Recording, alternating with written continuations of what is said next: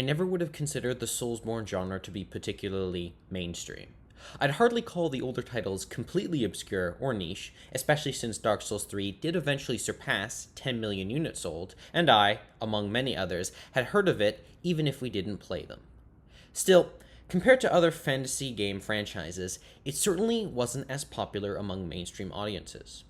Soulsborne games generally saw an upward trend in sales. Dark Souls vastly outperformed Demon Souls, and 5 years later, Dark Souls 3 would go on to outperform even that. Bloodborne also did well sales-wise, though it was a PlayStation exclusive. Sekiro, it wasn't quite as successful, but the game did go on to win Game of the Year in 2019 at the Game Awards, so it still had some significant impact on video game discussion when it was in the limelight. Still, while there definitely was an upward trend in sales and popularity, I'd have never called the Soulsborne genre mainstream, at least not yet. Elden Ring is, by far, the largest project FromSoft has ever worked on, and was initially revealed in 2019 as a collaborative project between Hidetaka Miyazaki and George R. R. Martin, who would work together to craft the themes and narrative of Elden Ring's brand new open world. Though Season 8 of Game of Thrones had recently crashed and burned, blame largely lay at the feet of its showrunners and not Martin himself, and the announcement was met with extreme enthusiasm. The game seemed to have something for everyone, an open world, and a return to the more traditional Souls-style combat, which hadn't been seen for almost half a decade at this point since the release of Dark Souls 3. And, with a famous fantasy author helping craft the narrative, it was clearly shaping up to be the largest project ever embarked by this studio with such a sterling reputation. FromSoft and its publisher Bandai Namco certainly expected it to be FromSoft's most successful game, but the sheer scale of the success surprised absolutely everyone, including the game's creator.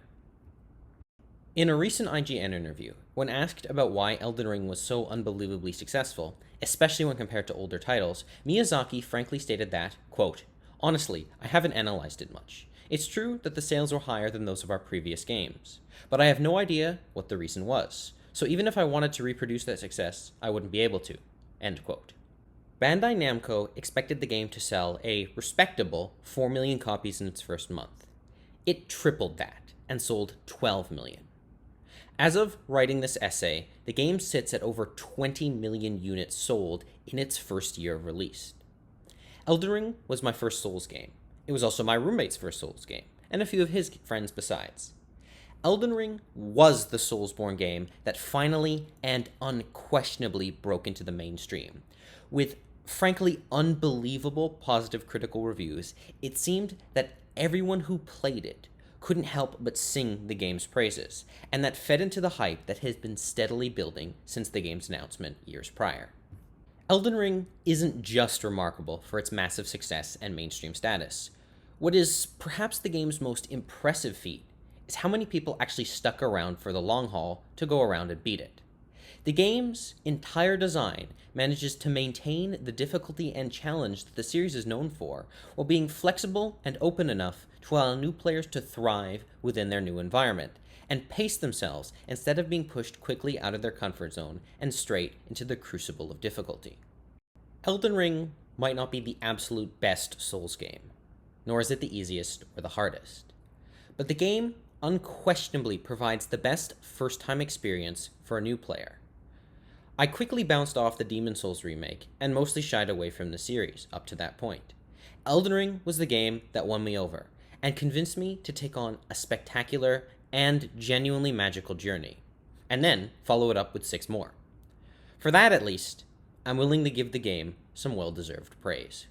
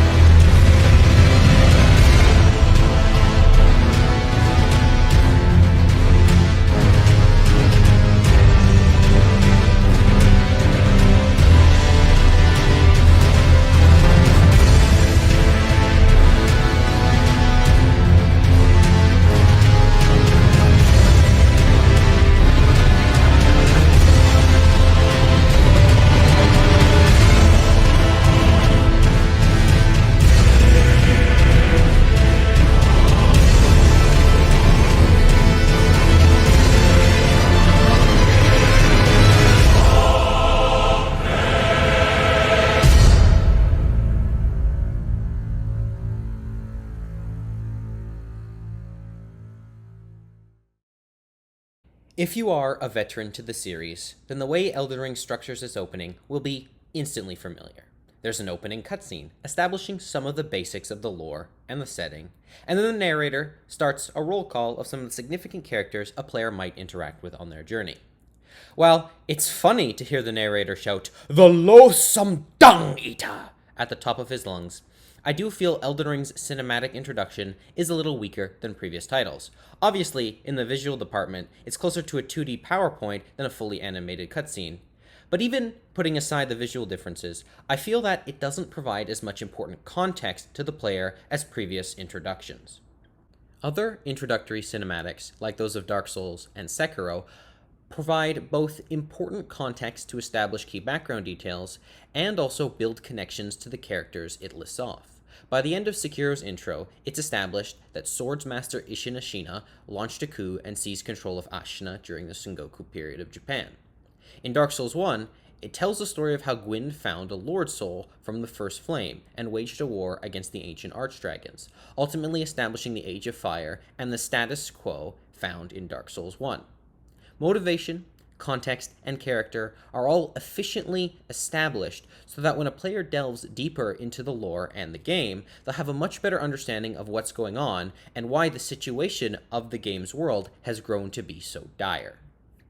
Elden Ring's cinematic introduction provides a list of names without meaning and shows pictures with only the vaguest possible amount of description, which provides very little to latch onto. I did eventually come to understand what was going on in the lands between, but that was largely due to my own curiosity, and compared to other titles, it was much harder to establish many of the basics of the setting and an order of events. Often, by the time I met many of the name-drop characters in the title screen, I hardly remembered at all that they were even mentioned in the introduction. Jumping from familiar to familiar, Elden Ring continues to tread upon old ground with its first area, the Chapel of Anticipation. It's a small series of islands that takes a total of maybe 30 seconds to reach one end from the other. Here, you'll be greeted by the traditional FromSoft tutorial murder boss, the Grafted Scion. He, like the Vanguard Demon from Demon Souls, can be beaten, but his speed, complexity, and raw damage output made that near impossible for me on a repeat playthrough with a new character. Interestingly, he doesn't actually kill you, but once your health reaches a certain threshold, your screen will just fade to black and trigger the next cutscene. It actually feels rather clunky, abrupt, and awkward, especially compared to how Sekiro handled losing the fight with Genichiro in its tutorial. The entire existence of the Cave of Knowledge also makes the game's earlier choice to open at the Chapel of Anticipation just incredibly bizarre. You spawn, open a door, take a 30-second stroll, and then get murdered. In Demon Souls and Sekiro, the game immediately focuses on teaching you the basics and fundamentals, and then after the tutorial, murders you. In Dark Souls 1 and 3, the tutorials and the tutorial bosses are a bit more straightforward and typical. Here, Elden Ring wants to have its cake and eat it too. It wants to have the dramatic death for the player in the opening, but then also have a proper and traditional tutorial to actually start the players on the journey. This leads to a bit of awkward friction though, because realistically, the first 2 minutes of the game are just empty filler, and a bit of pointless cruelty for new players who haven't even been taught the fundamentals and basics of combat. After either going through the tutorial or skipping it entirely, the player will take an elevator ride out of the underground catacombs and then be treated to a Breath of the Wild style reveal.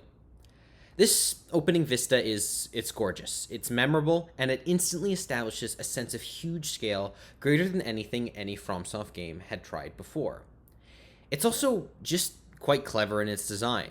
Stormvale Castle in the near distance immediately draws the player's eye, and the Erdtree in the far distance gives the player an idea of where they're probably headed in the longer term. Closer to the player, there's a nearby church and the tree sentinel patrolling around the area, providing the player with some immediate objectives and direction to tackle right away. The game provides very few official quest markers, and in cases where it does, they only appear on the map and never on the player screen. But even then, Elden Ring is not shy about highlighting where it wants the player to go and explore, using its most visually interesting castles, fortresses, and vistas to draw the player towards the most interesting content. Part of what's so very frustrating about the design of many open worlds is the refusal to allow the player to miss memorable content. Ubisoft open worlds are often overstuffed with UI elements that mark the important locations ahead of time, which can take away from the player's personal sense of exploration. In those games, it can feel like you're really just following a marker on a map, rather than exploring because you personally found something that you wanted to explore and check out. Elden Ring's lack of feedback from the user interface really does make a world of difference in this regard. In a lot of ways, it's actually not that different from a lot of other open worlds. Elden Ring has a host of NPCs that will discuss and talk about important locations that a player ought to visit, and in many cases, like Stormvale or the Academy of Raya Lucaria, the game uses its impressive visuals and well-crafted points of interest to pull a player into examining these legacy dungeons. The game is absolutely and practically begging a player to explore some of its most obviously interesting content. However, the choice to actually go and explore them always feels like your own. That sense of ownership creates personal and individual stories and moments that allow for surprises and thrills that other open worlds really can't manage. One of the most prominent examples of this truly unmatched sense of wonder and surprise comes from the Shiofa River Well. It's unremarkable, and many players will likely wander into it simply because they were drawn nearby to the minor Erdtree. Inside the building is an empty room with an elevator in the center. The ride downwards is long. So very long. And it just keeps going and going and going. The player's emotions go from mild curiosity to surprise, then a mix of shock and boredom, and then the elevator shaft widens. It opens up, and the player is treated to a sense of total awe and wonder as it reveals an underground valley somehow bathed in starlight. The moment and the feelings that this reveal conjures linger in my mind to this day, well over a year later. There was a childlike joy in finding something so far beyond my expectations. And it's worth asking, would this reveal have landed as substantially if you knew beforehand that there was at least something interesting down there? I'm not even talking a full spoiler of what exactly there is, but just imagine that there was a waypoint signaling to the player that there is some kind of amazing content ahead. Obviously, the impact of the reveal would have been nowhere near as significant, even if the moment maintained some of its surprise at the visual splendor. Shiofra and all the other underground areas are some of the game's best and most visually impressive content, but it's content that the game buries and hides away. You can beat the entire game without once going to these underground worlds. In this regard, these regions highlight that by making so much fantastic content obscure and missable, you can create a deep personal sense of being rewarded for your own curiosity. Both the player and the game end up working together to create these deeply powerful and personal moments. Elden Ring isn't all obscurity and surprise, and the beginning of the game is very clearly trying to tell you about where it wants you to go. Beyond the blatant visual telegraphing and the significant point of interest that is Stormvale Castle, the very first NPC you meet, Vare, will also straight up tell you that that's where you ought to go. The direct path to Stormvale Castle is also the most obvious and natural path of progression. The Tree Sentinel might hammer a player into the ground, but it's not too difficult to sneak past and find a new place of refuge at the nearby church. From there, a military outpost and then a guarded gate path lay between you and the entrance to the castle. You can't level up right away, but eventually, after a small amount of exploring and finding sites of grace, this game's version of bonfire checkpoints, Malena will eventually appear to you and offer to allow you to level up in exchange for you taking her to the capital and to the foot of the Erdtree.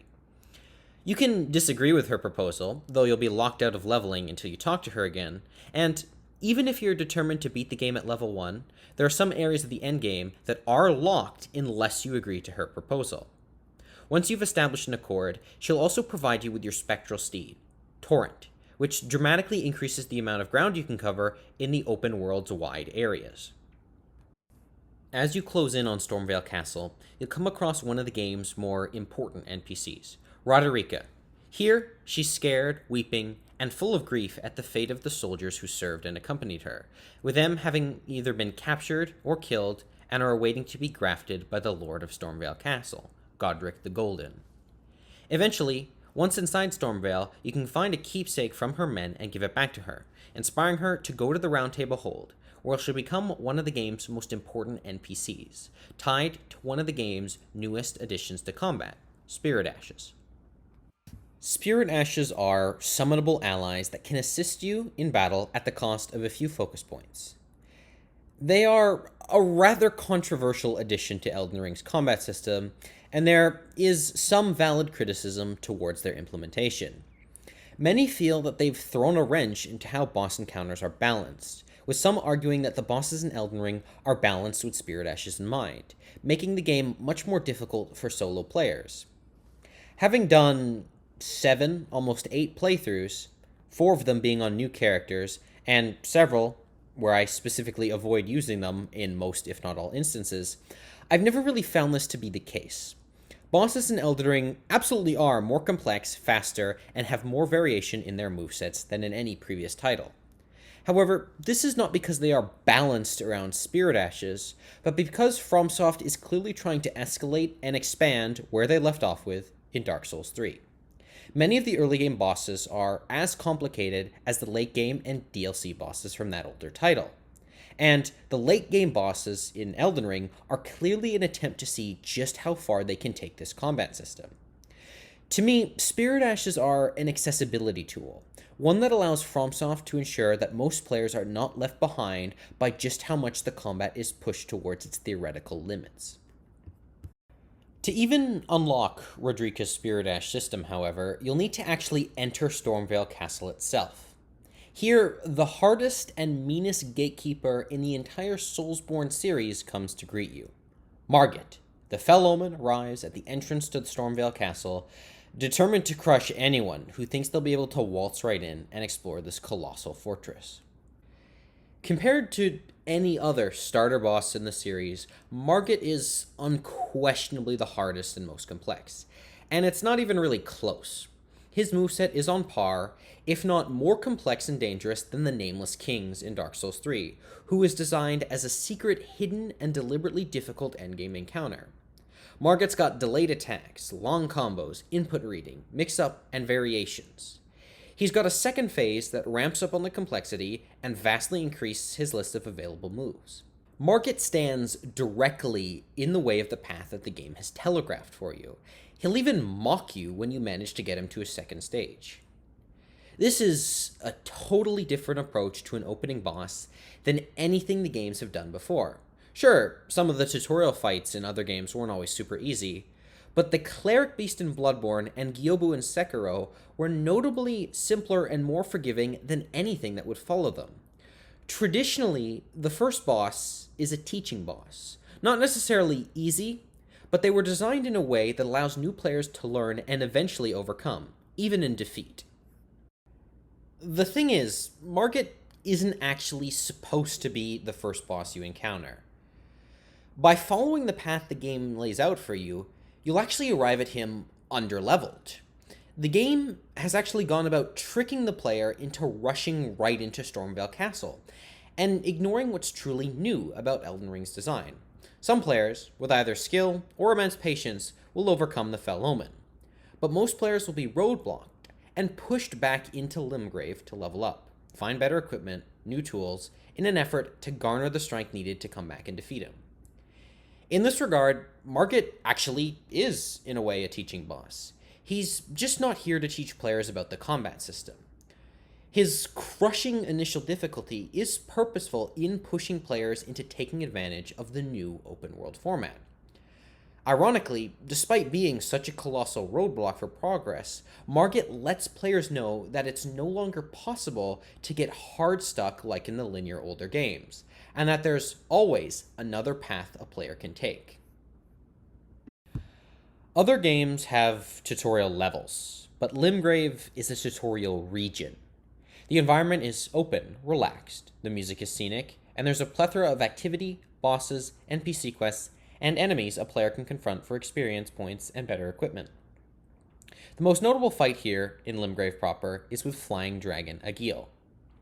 Because this is a boss in the open world, you actually have a choice between a fight on foot or mounted on Tauren, and you can swap between the two modes of combat frequently.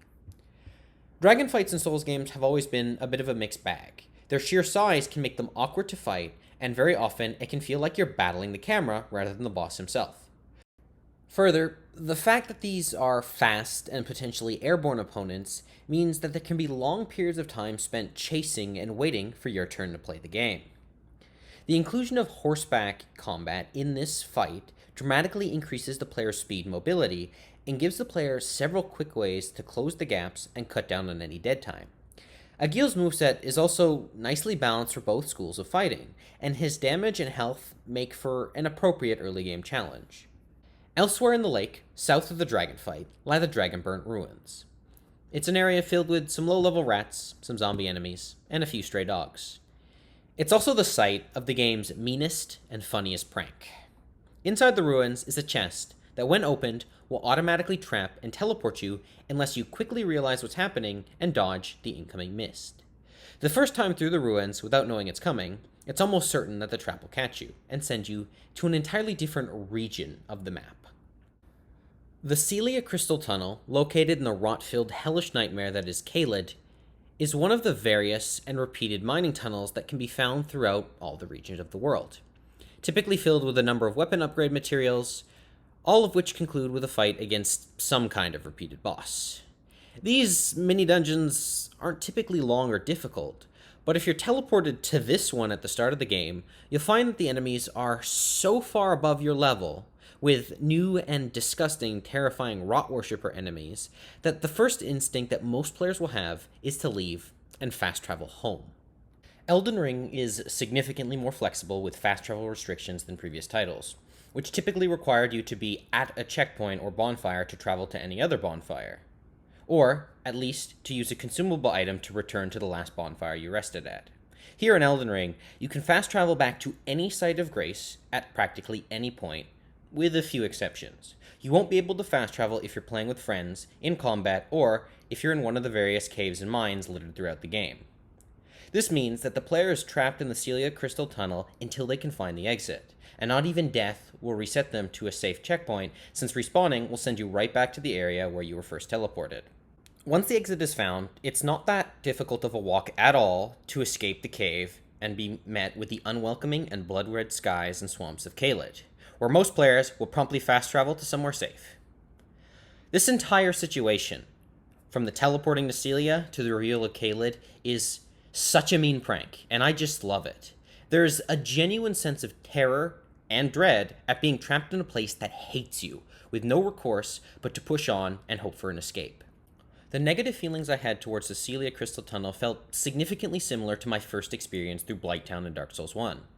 Being so far away from safety, without the means to easily return home, and traversing an area that feels so much more hostile than anything before, Blighttown was, to me, one of the most memorable parts of my entire experience with that game. Souls games have, over time, slowly become more accommodating and flexible with their traversal and checkpoint system, which, to me, is generally an overall positive development, as many of the older games' more tedious elements have been streamlined for an overall more enjoyable experience.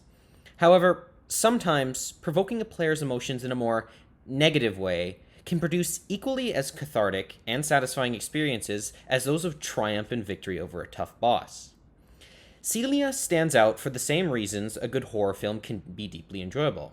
Sometimes, being scared to your core just makes for good fun in the long run.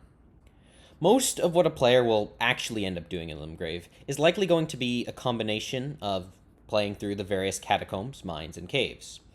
These mini-dungeons comprise a significant portion of Elden Ring's secondary content, though the later game catacombs and dungeons are more complex and a little more mechanically engaging. Broadly speaking, though, these mini-dungeons are typically short gauntlets, comprised of a number of reskinned and reused rooms and templates, with a variation of some treasure, upgrade equipment, and a lever-based puzzle until you unlock the boss room. These catacombs are another one of Elden Ring's most controversial elements. They are a constant sludge of repetition through identical environments and paths stuffed with the same enemies. The catacombs are one of the main arguments for why the game suffers from low replay value. These dungeons get boring and start to feel increasingly pointless after a certain point. Some have gone so far as to argue that the game would be better and tighter overall without them. And I agree with most of the criticism towards the catacombs. They absolutely are grindy and boring after a while, especially if you mainline them back to back to back. There's a strong comparison here that can be made with Bloodborne's challenge dungeon system, which was about as repetitive and equally as secondary to the bulk of the main content in that game. The thing is, Bloodborne's challenge dungeons had to be done in a specific order, one at a time. In many ways, they were also less optional, since beating all of the main dungeons were required to unlock the Platinum Trophy. And some of the later dungeons were brutally difficult and unenjoyable. Comparatively, later playthroughs of Elden Ring, I'd only ever actually hit the dungeons I needed for equipment, and could skip all the ones that I had no use for or interest in doing. With this approach, I never found that the catacombs really overstayed their welcome. Instead, I think the best way of looking at the catacombs is as another form of accommodation for struggling and new players. Sure, they're boring and grindy for a lot of people, but if you get stuck on a boss, the catacombs are there as a tool to level up and come back to him later on. In the older games, when hard stuck, a lot of players would simply find a particularly soul-heavy group of enemies and grind them until they were powerful enough to take on a boss by brute force. And I definitely think the catacombs are significantly more varied and interesting than the older approach. You can spend a significant amount of time exploring all Limgrave has to offer, but the game clearly does have a direction it would like you to head after being rebuffed by Margit, which is south, towards the Weeping Peninsula and Castle Morn. This is a region rich with important loot that'll be immensely helpful in returning to Stormvale and tackling Margit at a higher level. There's a plethora of healing upgrades, a notable mineshaft with a large amount of early game smithing stones, and there's a minor Erdtree guarded by an Erdtree avatar, which can provide a player with some important tiers for their wondrous Physic Flask. More importantly, however, is the presence of the game's first legacy dungeon, Castle Morn, at the southernmost end of the peninsula. Legacy Dungeon is actually a player-created term used to describe the more classic Souls-like areas. These are semi-linear levels, with hidden secrets, paths, recursive design, and shortcutting back around to older checkpoints. There's a little bit of vagueness to the term, since some people use it to exclusively describe the 6 largest dungeons in the game, places like Stormvale, Lindell, and Raya Lucaria. And sure, the larger dungeons are absolutely in a category of their own in terms of size and complexity, but places like Castle Morn and the Carian Manor are clearly comparable to some of the more classic levels, and I think the term Legacy Dungeon is appropriate for them as well. Castle Morn functions as an important tutorial level for new players. It's more linear and less complex than something like Stormvale, but it's still complicated enough to teach a player the basic dungeoneering skills required to navigate some of the game's more significant gameplay sections. Unlike older Souls games, which lacked a crouch and jump feature, I found that in this dungeon, there were more moments that made use of stealth and some casual platforming, integrating the newer gameplay elements of Elden Ring quite well into this older level format. The Leonin Misbegotten is the final and only boss of the level, and it is the first major boss a player will likely defeat on their journey. Unlike Sekiro, Elden Ring doesn't distinguish between major and mini-boss fights, which makes it sometimes difficult to assess the overall quality of Elden Ring's boss roster, given the total number of fights, many of which are reskinned and less tightly balanced catacomb fights. So, for clarity, I'll define what I consider to be the major fights of the game and what is, to me, the true boss roster. First, the 15 Remembrance fights are unquestionably a part of any boss roster list for Elden Ring. These are the game's most cinematic encounters, and are all typically fought against figures with a major presence in the narrative. Also a part of any true Elden Ring boss roster list are the remaining achievement bosses. These are fights like Margit, the Shade of Godfrey, both versions of Loretta, the Leonin Misbegotten, and the Godskin duo. These are not necessarily as significant as the Remembrance bosses, but these are still major encounters, with relatively deep and at least somewhat substantial lore. The last set of bosses that I consider to be part of Elden Ring's true boss roster are the non-achievement mandatory bosses, of which there are two: Gideon Ofnir and the Draconic Tree Sentinel that guards the capital entrance. These fights, while not held in any sort of special regard by the game, are mandatory features of any playthrough, and thus I consider them relevant to a full and true boss roster. I know some people might point out that there is technically a way to skip the Draconic Tree Sentinel. However, this requires going on a tangent and through a path so out of the way and so unnatural for a first playthrough that for 99.9% of players, this is a boss that they will encounter on their first time through Elden Ring. Returning now to the Leonin Misbegotten fight, which awards both an achievement and one of the game's 9 legendary weapons, this is a fight against an aggressive, hard-hitting, and fast foe. He's also fairly complex, with a moveset on par with some of the Dark Souls 3 mid-game fights. However, this complexity is unsurprising, since I've previously discussed with Margit how Elden Ring seeks to immediately escalate from where Dark Souls 3 left off. Difficulty-wise, the Leonin Misbegotten is a far cry from Margit, however, with around a quarter of the health and a much less complex moveset. With a better toolset, a few levels, some upgraded weapons, and new accommodations like Spirit Ashes, this is a boss that can be burned down fairly quickly. And outside the novelty of having been the first Souls achievement boss I had ever defeated, this fight is one of the game's least interesting and memorable, especially since this enemy is going to be reskinned a number of times in less exciting arenas. As one of the first actual bosses most players will defeat, I think this fight leaves a lot to be desired, and reflects on one of the largest problems Elden Ring has with new players, which is that I think it's notably bad at teaching players some of the more important gameplay fundamentals. The older titles, particularly Dark Souls 1 and 3, deliberately open their games with simpler bosses, designed to allow a player to grapple with the basics of their moveset. And in tandem with its linearity, Dark Souls 3 in particular has a very accommodating set of early bosses, which allows the player to get comfortable with a lot of the game's various combat elements. Because Elden Ring attempts to escalate immediately in boss complexity and depth from Dark Souls 3, it really removes any opportunity for new players to reach some level of comfort with some of the easier fights and encounters. Instead of coming to grips with the basics, the extremely high pressure of the bosses pushes players into seeking some of the game's many accommodations, like Spirit Ashes. Instead of a focused, balanced one-on-one, many fights turn into a game of aggro ping-pong, as the player and the Spirit Ash take turns holding the boss's attention while the other can safely attack from behind. It isn't that Spirit Ashes negatively impact the game. As I've already said, I feel that they're an overall positive addition and an excellent accessibility tool for lower skill players. And hell, there are a number of fights in Elden Ring and in older titles where I actually find it more fun and balanced with a summoned NPC or Spirit Ash. My main regret is that the complexity and intensity of these early game bosses can push a lot of new players into directly over-relying on these tools, which comes at the cost of them not developing an understanding for the fundamentals of the game's combat system.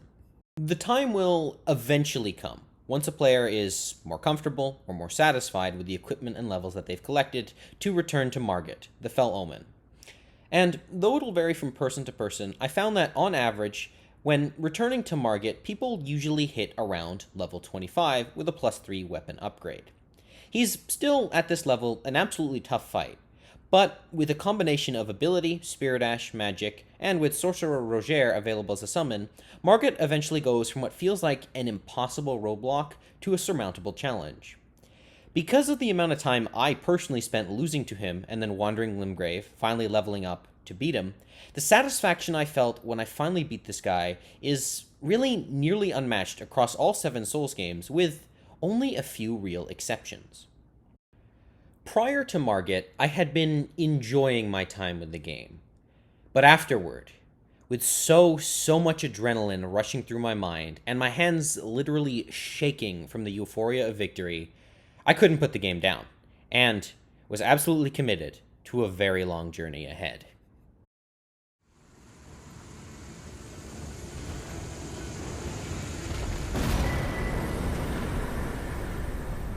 I shall remember thee, tarnished, smouldering with thy meager flame.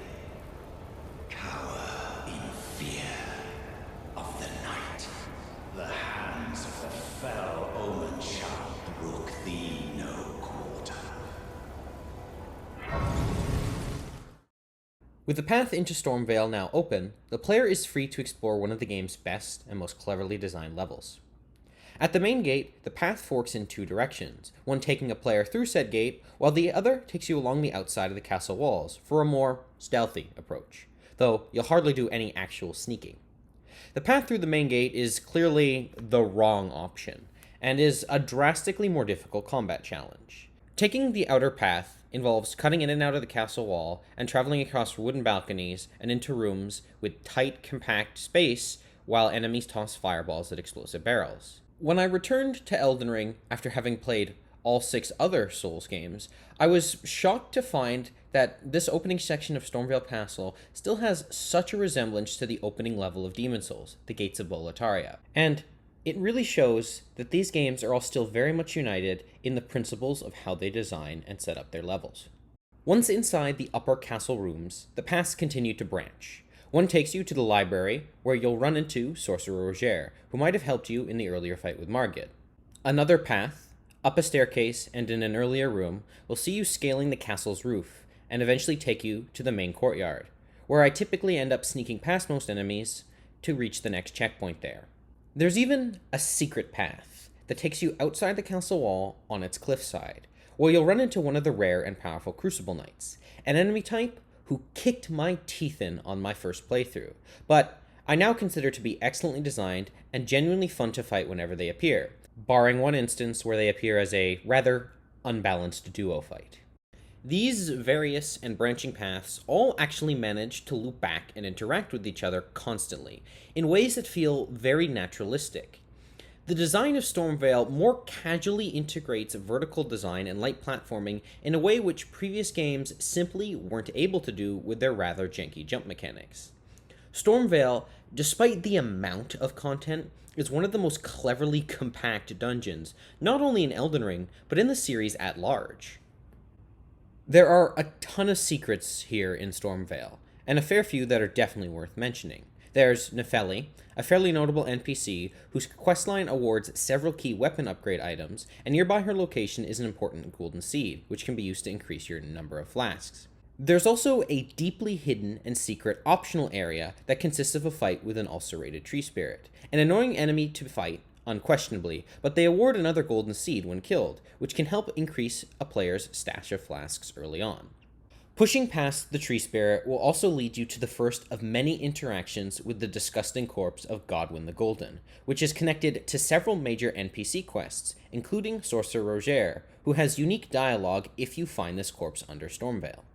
The real reason to come to Stormvale, though, is to acquire your first Great Rune, one of the shards of the Elden Ring, which lies in the hands of Godric the Grafted.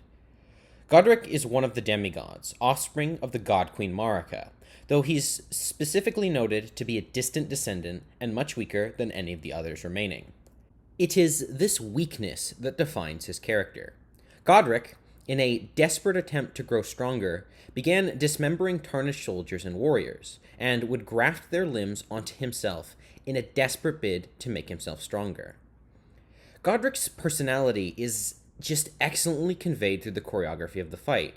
He's cruel, mad, and the weapons he carries highlight a desperate need for the approval of his ancestors. He wants so badly to be as strong as they were. Even with the limbs of hundreds of warriors to give him strength, though, he still ultimately remains pathetic. His attacks are slow, awkward, and typically come with wide and blind swings. His longer combos look just uncontrolled and spastic, giving the impression that he can barely maintain proper footing.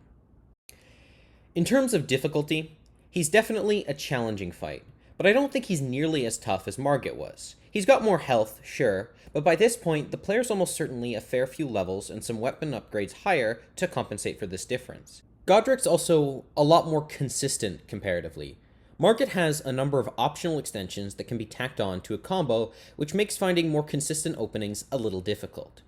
Godric does have some variability, but overall, he's more consistently readable and can be reliably punished a little more often.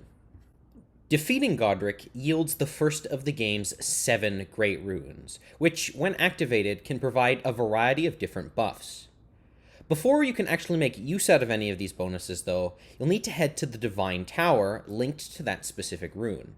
For Godric, the path to the Divine Tower of Limgrave can be accessed through an earlier area in Stormvale Castle, located towards the main gate. Godric's rune is, rather fittingly, one of the most powerful runes in the early, easier parts of the game, adding 5 levels to every single stat. It's essentially just 43 bonus levels whenever it's active. Though split evenly across 8 different stats, the actual tangible difference might feel a little less notable. If, like me, you lean typically towards a more melee-focused build, then the boosts the rune gives to the 3 versions of magic and spellcasting are all actually rather useless.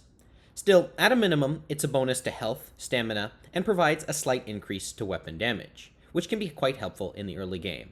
Though, as you progress and hit the various soft and hard caps, the benefits of Godric's rune start to decrease dramatically. The varying Great Runes are all another spin on the hollowing system that has existed since Demon Souls. There, dying while in human form would leave you with only a soul form, which also caps you at half health. In Dark Souls, you needed to be human to access summoning for players and NPCs, but outside of that, and a few small defensive bonuses, the system was much less punishing and notable in the moment-to-moment gameplay. Elden Ring's approach shares the most similarities with Dark Souls 3, with the runes being treated more as a bonus than the default player state. In 3, when you kill a boss, you become embered and receive a bonus 30% total health and access to the game's online components until the next time you die. You restored this effect by using embers, a rarish item, or through killing one of the game's bosses. Embers were far from mandatory, and you could play the game entirely without them, since the game was balanced around your unembered health. The 7 Great Runes all have much greater variety than the older system in Dark Souls 3. One rune is a flat-out health bonus like Embers used to be. Godric's gives the player 43 levels. One is a split bonus between health, stamina, and focus.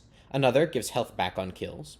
Some of these runes are absolutely better than others, but because all of these are designed to be bonus effects, you're actually fairly free to go with whatever your personal preference is. The largest criticism I have for this iteration of the hollowing system is just how tangential it feels to the main play experience, especially since multiplayer access is no longer gated behind this system. It can be potentially hours, if not tens of hours, before a player is introduced to this system, which stands in stark contrast to how Dark Souls 3 introduced the system at the very end of the tutorial. Further, given the rarity of rune arcs, consumables which are required to activate the bonus, and combined with the fact that, unlike in Dark Souls 3, defeating bosses doesn't activate this bonus either, players can go pretty much most of the game without interacting with the system at all. In terms of my first playthrough, I only actually made use of these bonuses on 2 notable encounters: the final boss fight with Radagon and Elden Beast, and the fight against Malenia, whose difficulty made me search for just every possible advantage. Now, there's nothing inherently wrong with making the system much less notable and more occasional and optional than previous iterations, but given the narrative and plot significance of these various Great Runes, I do feel that this system should have been more thoroughly integrated into the main play experience.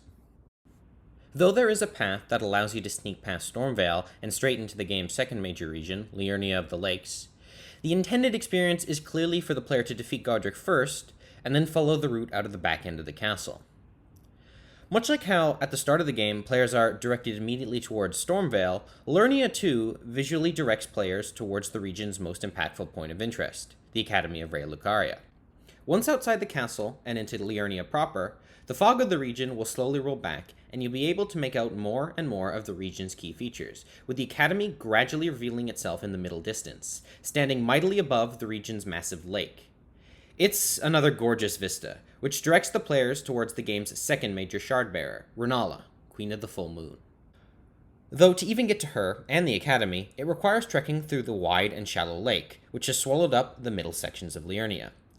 It's certainly a visually rich and impressive region, the closest to Limgrave in overall aesthetic, but not quite as content-rich, and the lake itself is largely devoid of interesting side content.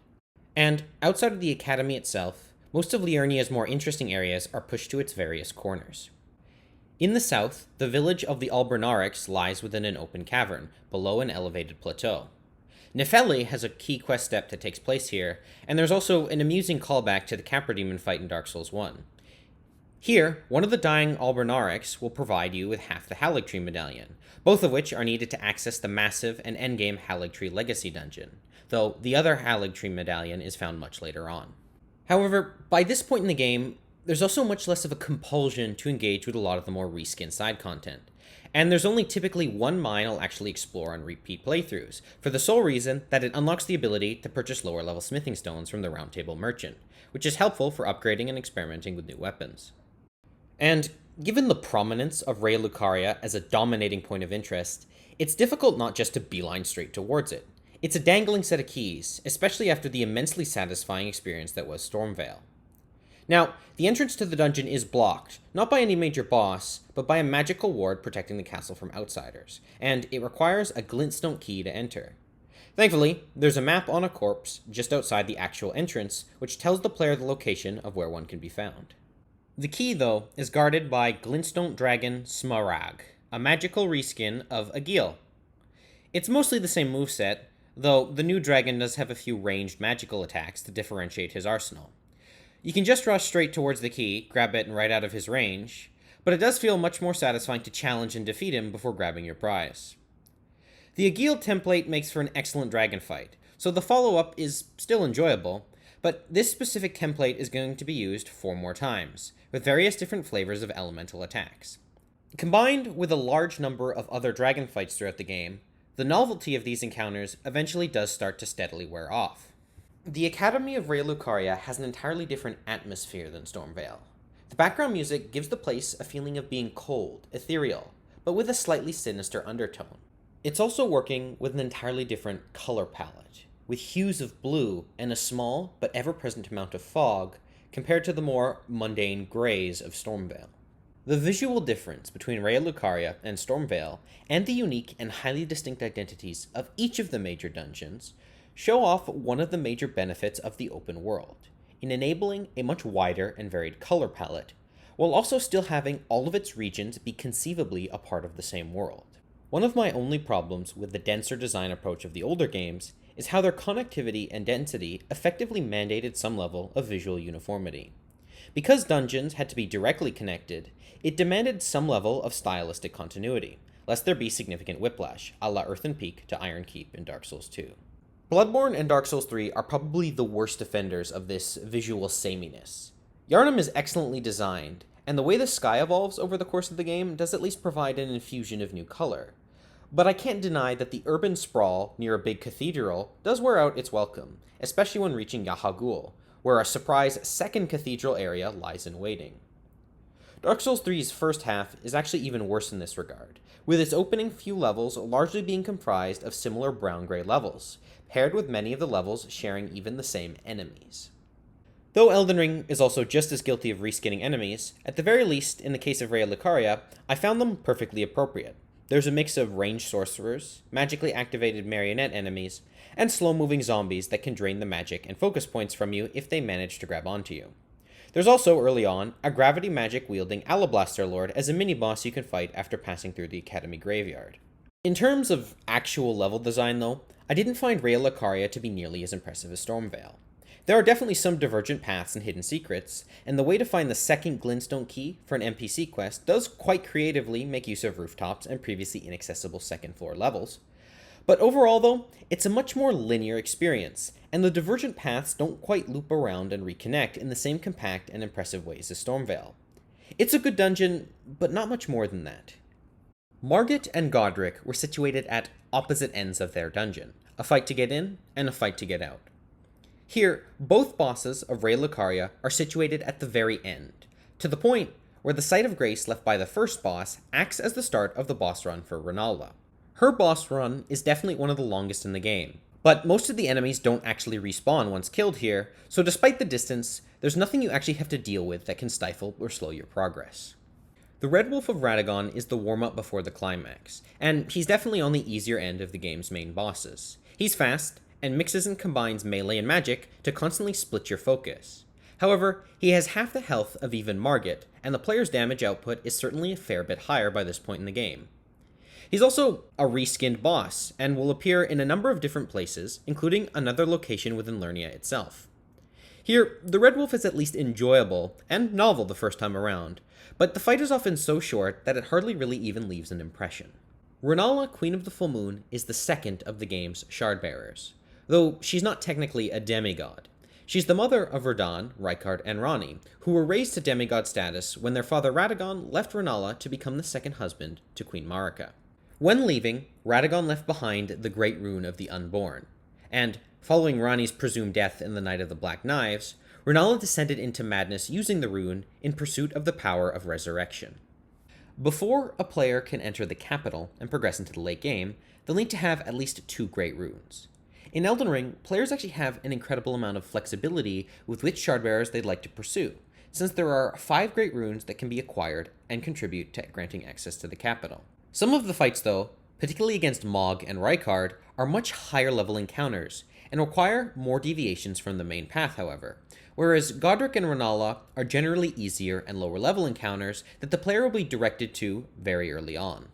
Difficulty in games, and in From Software games especially, is often very subjective, but unless you're running a magic build that Rennala does have a very strong resistance against, then she'll almost certainly feel like one of the easiest Shardbearer fights.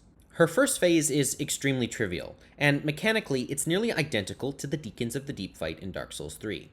Scattered throughout the room are Rennala's reborn children, and one of them will have a glowing gold aura around them. Killing the marked one damages the protective spell around Rennala, and the aura shifts to another child. Killing 3 breaks the bubble completely, and you're free to damage Rennala in the window before the protective bubble reactivates. From there, it's a process of repetition until you whittle down her health bar.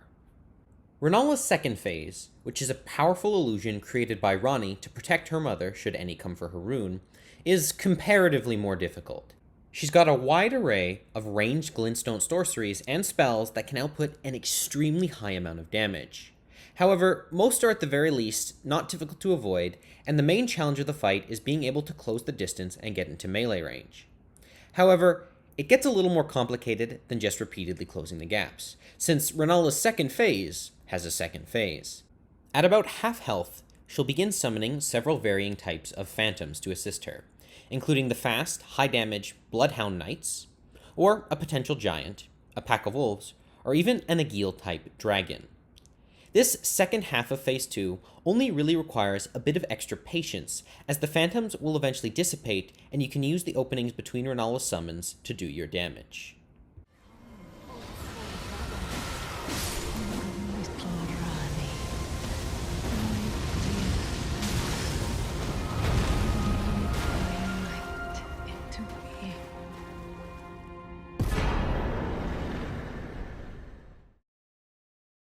Rennala is unique among FromSoft bosses because you don't actually kill her. The real Rennala is still just a shell of her former self, and with her protective shield broken and the powerful illusion dispelled, you can just take the rune from her and let her remain within the library of Raya Lucaria. Her Great Rune also works differently than any others in the game, and cannot be activated at any of the towers for any kind of bonuses. Instead, through talking with Rennala after her defeat, it enables the player to make visual changes to their character for free, and, more importantly, it allows the player to respect their character and redesign their entire build, though at the cost of a fairly rare item, the Larval Tear. Around 19 of them can be found per game cycle, and more can be acquired as a player goes through the New Game Plus runs.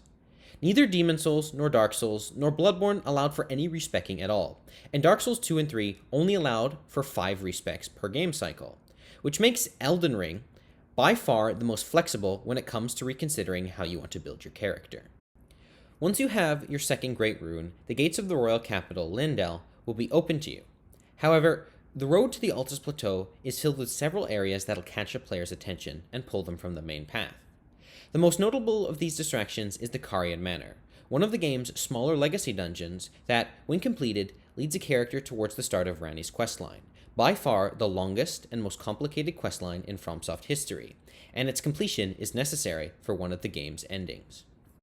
The manor feels similar in atmosphere to Raya Lucaria, though the enemies, which are a mix of spirit soldiers and sentient hands, do make the dungeon have a much greater sense of weirdness than the Academy.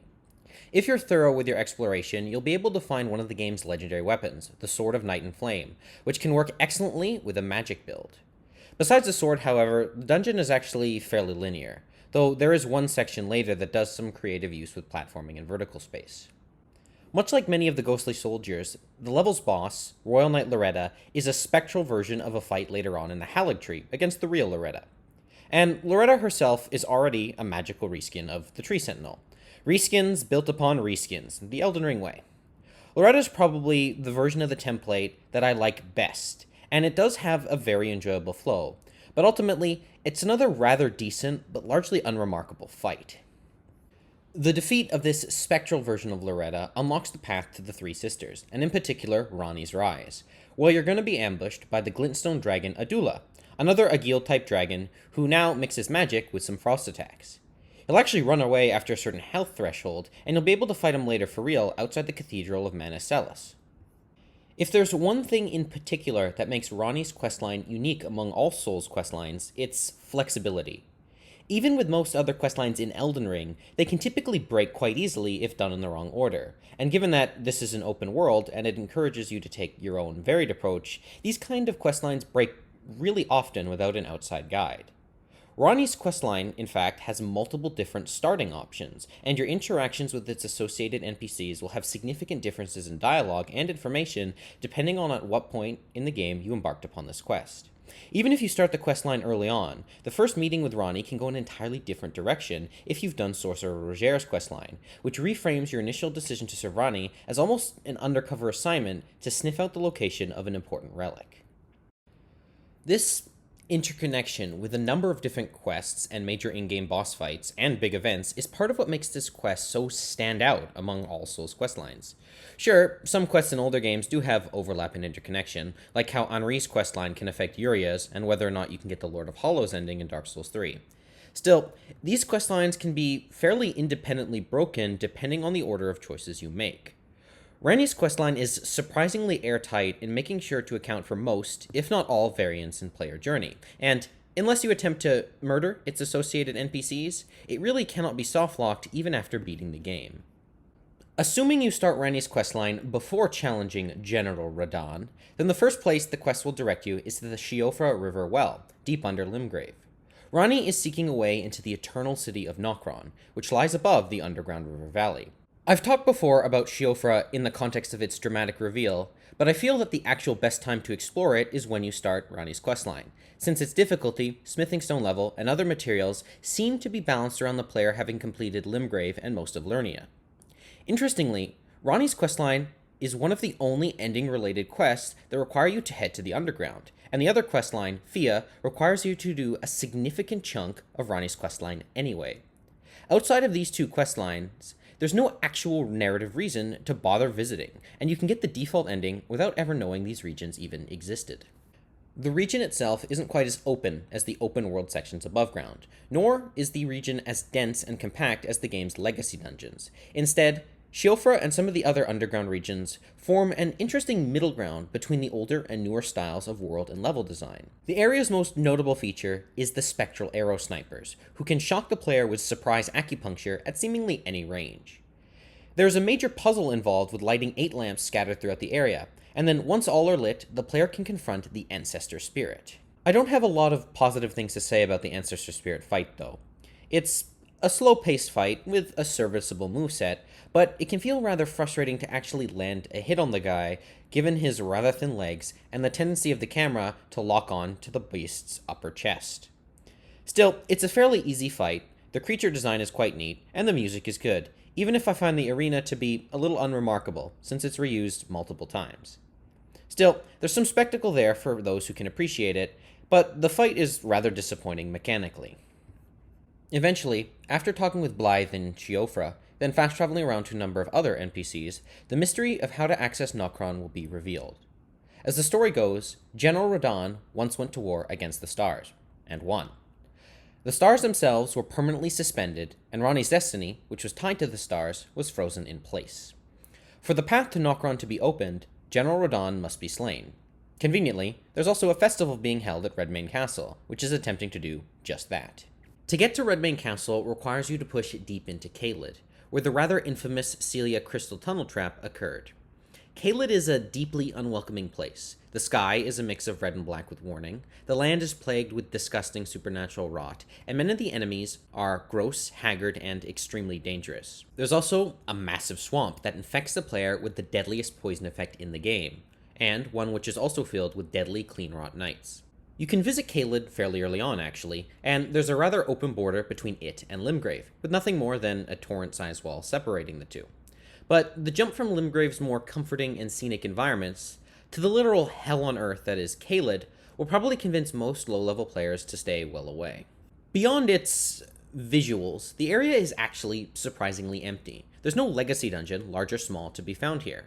There's several notable quest lines that occur within the region, and a few world bosses, including another reskinned dragon fight, but the area is nearly as empty as the Mountaintop of Giants, another region that has large empty stretches where you're only traveling to reach the area's only significant boss fight. The northern half of Caelid, Dragonbarrow, is a more endgame area, but still suffers from the same problem. As the name suggests, there's a host of dragons to fight, and Gorank's questline takes place in the region's northern sanctum. For the region as a whole, outside of the fight with Radahn, the most interesting location is one of the Divine Towers, which is pretty pathetic, since there are 5 other Divine Towers scattered throughout the game, and it's not even the most interesting of the 6 Divine Towers, given how the Lernian Divine Tower is a more interesting mini-legacy dungeon than the one found here. Really, the only reason to come to Caelid is for the Radahn Festival, to put the once mighty demigod out of his misery. There is a significant amount of direct build-up to the fight itself.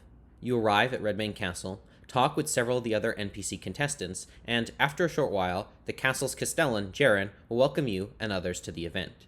Talking with Jaren will provide the player with significant information on the purpose of the festival and insight into the state of Radahn himself. Once regarded as one of the mightiest demigods of the Shattering, Radahn and Malenia's armies clashed at the Battle of Aeonia, which descended into a brutal stalemate. To break the deadlock, Malenia unleashed Scarlet Rot while atop of Radahn, which led to the decimation of the entire region.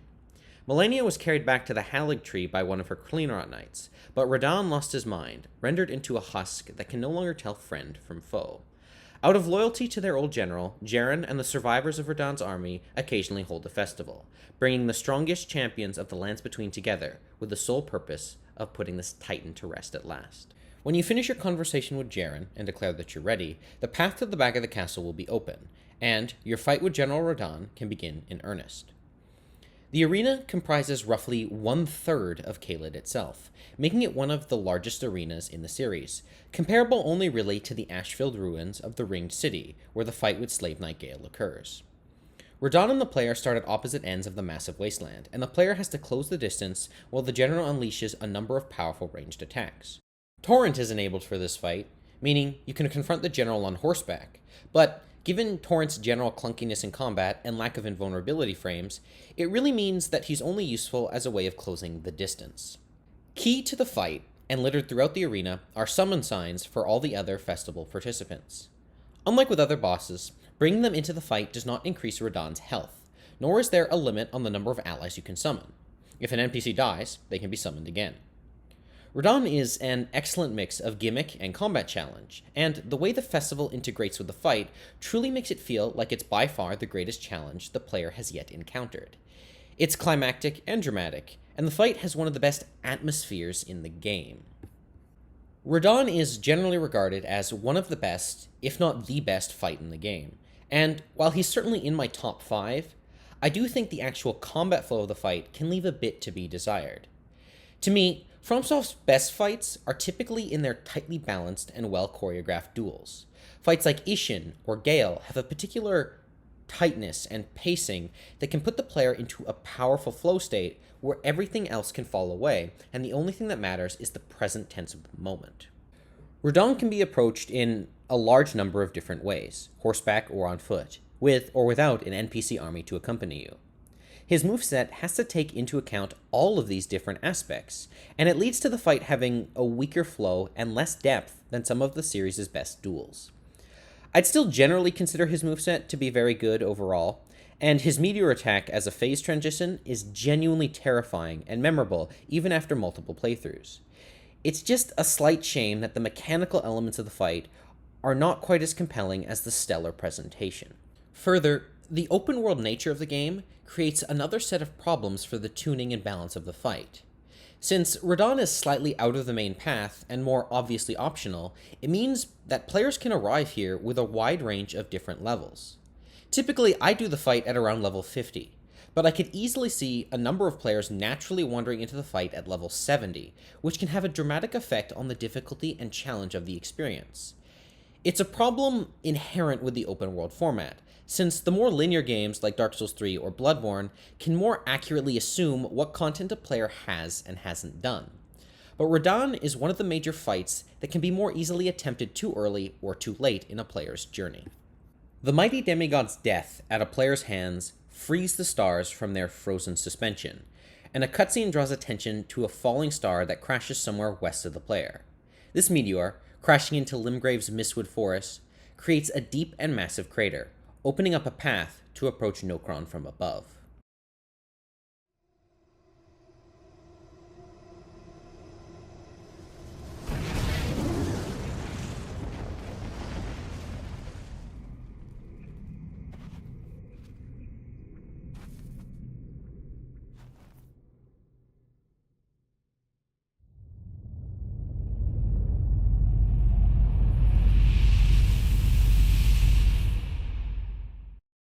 Nokron is aesthetically very similar to the Shiofra River below it, though there are a few new enemy types, and several sections of the city are much more densely and compactly designed than anything within Shiofra. The area actually has 3 significant boss fights, all of which award an achievement. The first is the fight with the Mimic Tier, which is required to progress into the level's more open areas and required for the completion of Ranni's questline. The Mimic Tier fight is exactly what it sounds like. You get to fight yourself, with whatever gear you had equipped when the Mimic starts to morph into you. You can enter the arena without any weapon equipped, and then arm yourself after the Mimic spawns, which forces the Mimic to fight barehanded and essentially naked, unable to do any damage. The fight is rather trivial either way, and can be played like most other NPC fights throughout the game.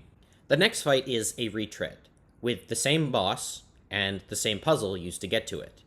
Here, you fight the Regal Ancestor Spirit. It's essentially the same fight, though the Regal Ancestor Spirit can periodically heal himself throughout the fight at diminishing returns each time. Surprisingly, the Regal Ancestor is actually one of the game's 15 Remembrance bosses. But given how shamelessly this fight is just a rerun of the first in Shiofra, it feels rather unremarkable. Other Remembrance bosses are reused and reskinned as well, most egregiously with Godric and Estelle. But in their cases, you fight the Remembrance version first, and the lesser one later.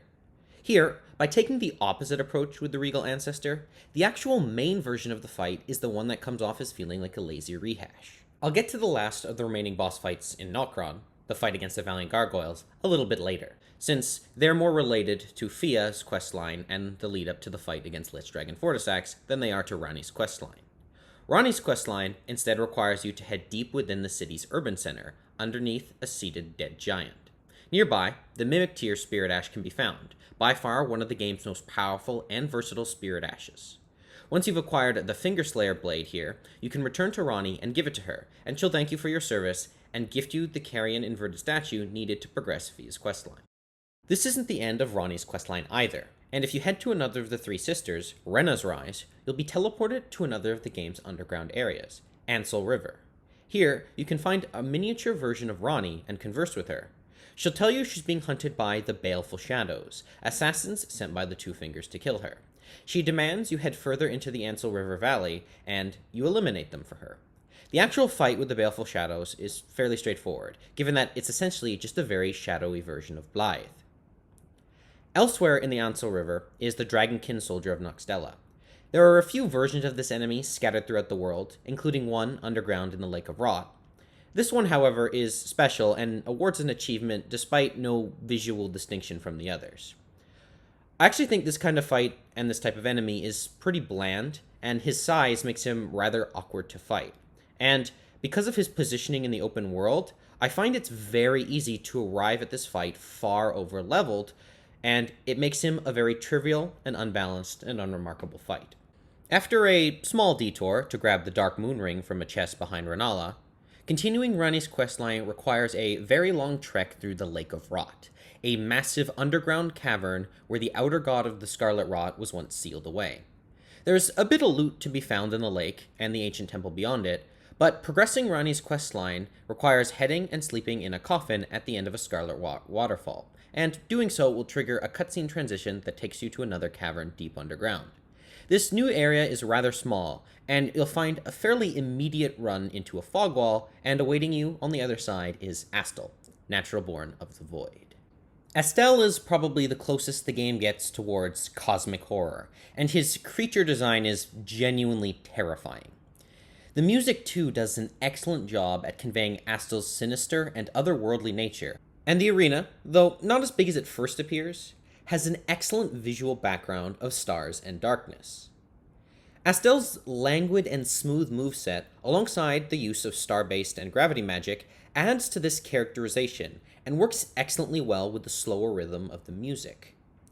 For me personally, I consider Astel to actually be one of the more difficult fights in the game. He's got a decent amount of health for this point in the game, and while his moveset isn't too complicated or varied, he's got a couple of attacks that can be tricky to dodge and do a lot of damage, particularly his grab and shockwave attacks. He's also a fight where proper positioning is fairly important, with his head being a key weak spot. His size can also mess with the camera quite a lot though, especially if you're caught under him. Overall, this fight definitely isn't near my favorites, nor do I find the moveset particularly that enjoyable. But it's one of the game's most unique and atmospheric fights, and it makes for an excellent climax to the series' longest and most complex questline. So, I do guess it's ultimately kind of a shame that it's repurposed and used a second time in an unremarkable mineshaft in the consecrated snowfield. Astel is the final barrier to the completion of Ranni's questline, and at the other end of this arena is a small room with an elevator which will take you up to the top of the southern plateau in Lernia, which was previously inaccessible for the player. Here, at the Cathedral of Manus Celis, you offer Ranni the Darkmoon Ring and become her consort, and now her ending will become available to the player upon completion and defeat of the final boss. As Ranni departs, she'll leave behind the Darkmoon Greatsword as a symbol of your union, and asks that you walk the path of the Lord. Jumping over to Fia's questline and its associated ending, with the Carian inverted statue now in your possession, you can head over to the Divine Tower of Lernia and place the item upon a desk in the entrance room. The inside of the tower will be flipped upside down, and after some light dungeoneering, a bit of platforming, the actual approach to the main tower will now become available. Here, at the top of the second tower, you'll find Ranni's original body, with the curse mark of death still buried in its flesh. Taking the curse mark to Fia requires a trek down to the Deeproot Depths, which can be done by either heading to Nokron and confronting the Valiant Gargoyles, or by delving into the sewers below the capital and entering the regions through the Frenzied Flame prescription, which requires fighting Mohg the Omen. Given how out of the way the Frenzied Flame approach is to getting to the Deeproot Depths, most players will likely return to Nokron and fight the Valiant Gargoyles. Elden Ring has got a lot of criticism for its lackluster and poorly balanced duo fights, and the Valiant Gargoyles are the textbook example of this criticism. These are two decently difficult individual bosses who were stuffed together with no regard for how that would affect the difficulty or general flow of the fight. The area of effect and quickly building up poison attacks are absolute hell to deal with, especially when you're trying to focus on one particular gargoyle over the other. There's nothing fun at all about this fight. It's poorly balanced, tedious, and frustrating, and my personal least favorite fight in the game. There's another transportation coffin following the gargoyles, which will take the player to the deeper depths at last. This region sits directly under the Erdtree, and the tree's massive roots form a key part of traveling around the area. Here, an elevated region above the small ruined city, lies the corpse of Godwyn the Golden, the first demigod, and the first of Marka's offspring to ever die. However, during the Night of the Black Knives, Godwyn was slain deliberately at the same time as Ranni, and as a result, Godwyn's soul was obliterated, but his body lingered on. Ranni suffered the opposite fate, shedding her flesh, but having her soul carry on, transposed into the doll body you interact with throughout the game. Giving Fia the curse mark of death will allow her to create the Mending Rune of the Death Prince, and, by extension, her version of the Elden Lord ending, though one final opponent does stand in the way of the rune's creation. Godwyn the Golden was a great friend to the dragons, and one, the dragon Fortisax, attempted to save the demigod and fight against the death that consumed him. Alas, death isn't something that can ever be truly fought and won against, and Fortisax was ultimately corrupted, becoming the Lich Dragon. Though only a slight variation on the ancient dragon fights across the later game, Fortisax is very visually distinct, with an atmospheric arena, an excellent soundtrack, and a few unique moves.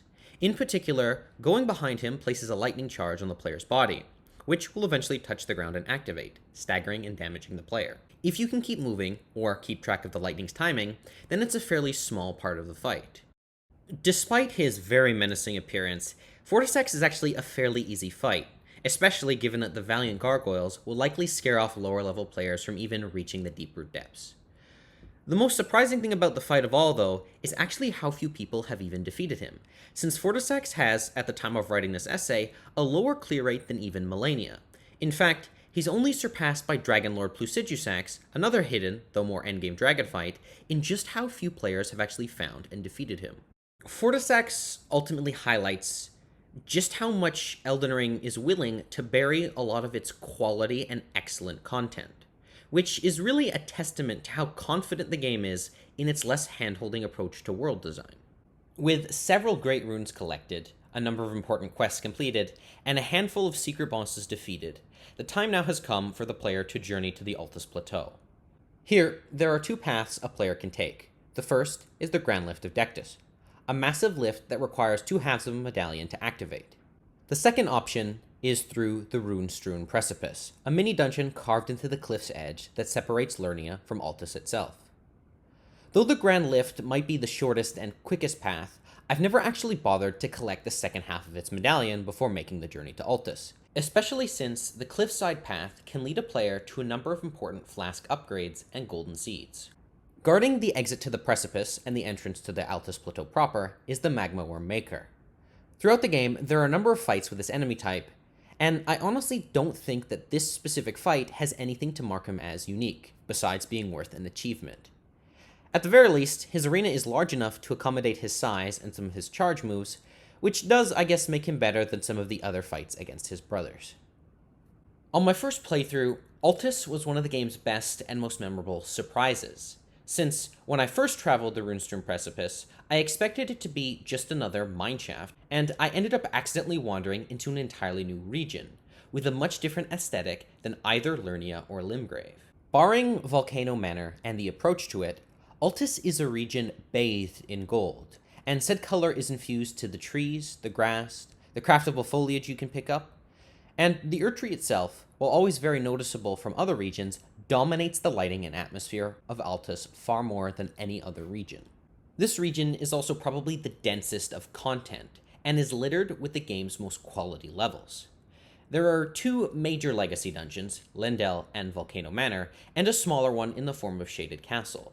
There's also a few interesting open world areas, the Windmill Village and the fight with Lanciax, and there's a forested valley where the player is introduced to the Wormface enemy type.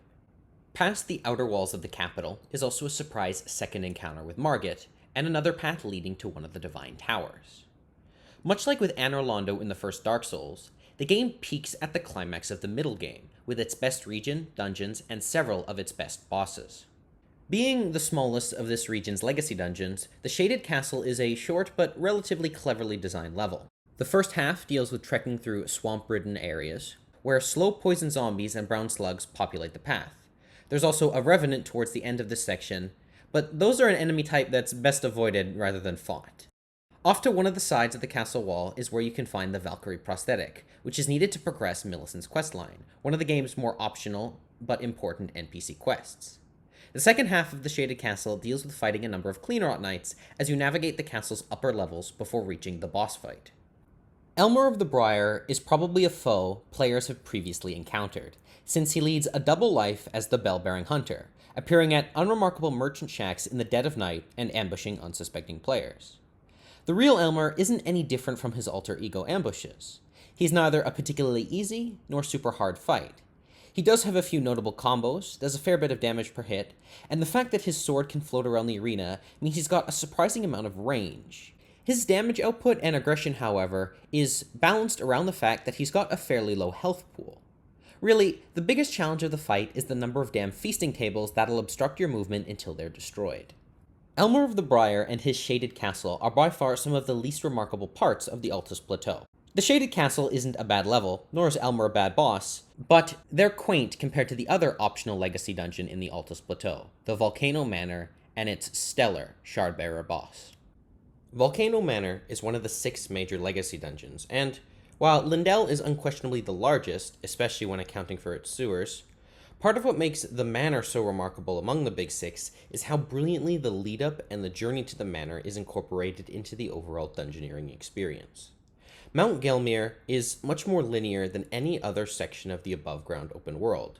It's absolutely more open than a typical dungeon, wider of design, with a few winding and divergent paths, some long and slightly tedious ladder climbing sections, and it's climaxed with a surprise encounter with a falling star beast. The broadly linear and long journey towards the manor does an excellent job at establishing the darker tone and more oppressive atmosphere than the typical open world approach of, say, Stormvale, which is pretty distinct from Limgrave outside of it.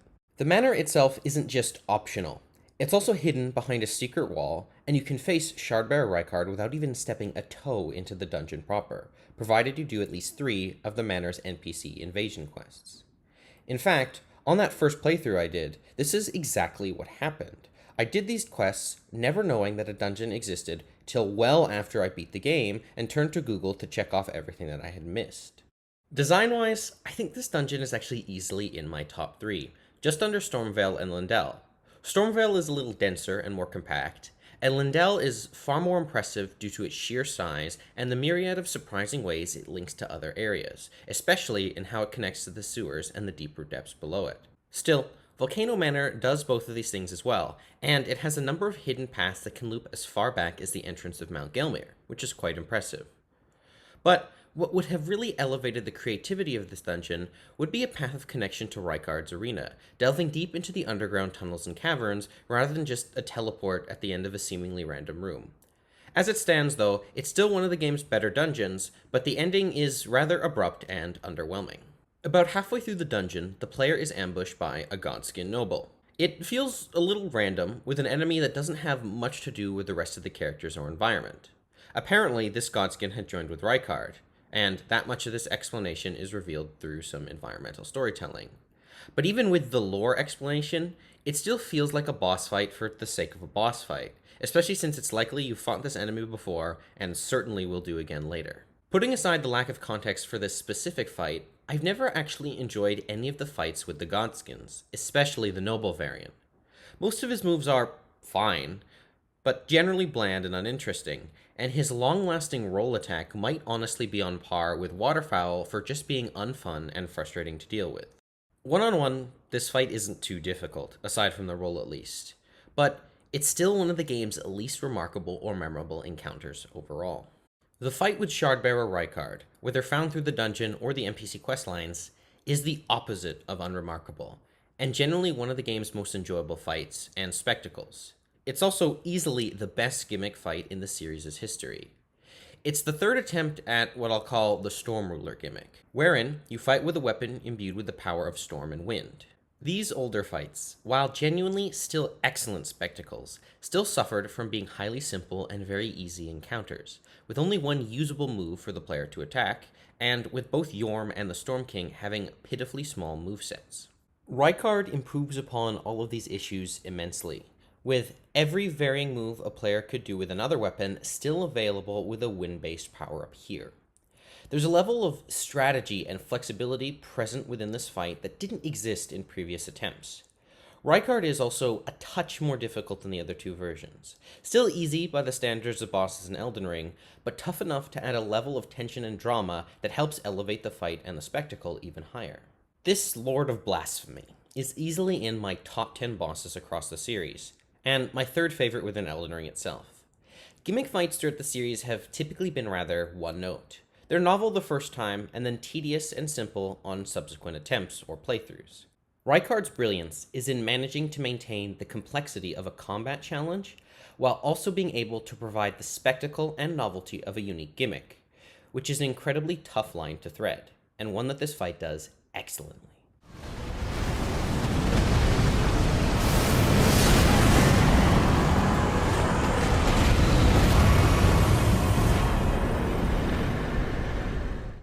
There's a strong parallel that can be drawn between Anor Londo in Dark Souls 1 and Leyndell here in Elden Ring. Both function seemingly as the climax of the game, only to pivot and reveal the real endgame objective for the player.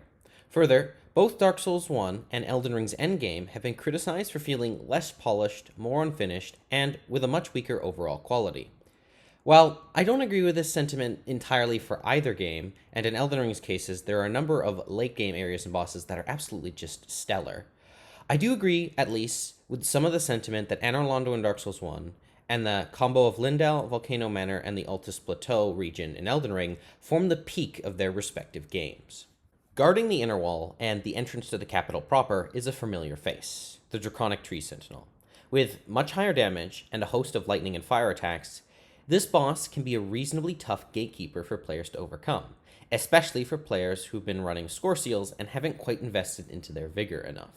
I've already talked a fair bit about Royal Knight Loretta's moveset, and probably will again for her Haligtree variant. And given that Loretta shares the same archetype of opponent as the Tree Sentinel, there's nothing really here to be said that hasn't already been discussed. The only thing that does make him slightly remarkable is the sheer amount of damage he can put out, especially at this stage of the game, which is rather foreboding for some of the issues with Elden Ring's endgame.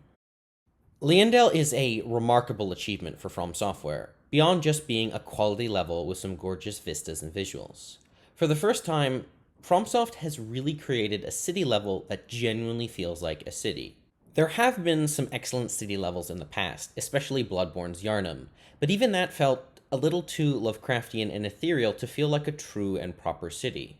The streets of Leyndell, though, the pass into diverging neighborhoods, being able to jump from rooftop to rooftop, all convey a sense of urban exploration far better than anything that had come before. It's still undeniably fantastical, of course, especially the part where you scale the wings of a long-dead dragon. However, Leyndell manages to be both a very densely packed level with tons of hidden content and immensely vertical, all while still plainly being readable and conceivable as a city, which is an immensely impressive feat. Continuing a trend of surprise boss fights, as you approach the Erdtree and reach the upper apartment rooms of Leyndell, you're ambushed by the Golden Shade of Godfrey. There's even less context for this fight than there is with the Godskin Noble, and no official lore explanation, though the general consensus seems to be that this shade was an illusion of Godfrey created by Morgott. Combat-wise, it's a slightly trimmed-down version of the first phase of the real fight with Godfrey much later on. It's fun and has good flow, but without context, the encounter with the Golden Shade feels just sort of like a fight that happens, which is a little underwhelming, especially this close to the climax of the game. Said climax occurs a little more than a few hallways away, at the foot of the Erdtree itself, against the King of Leyndell, Morgott the Grace-Given.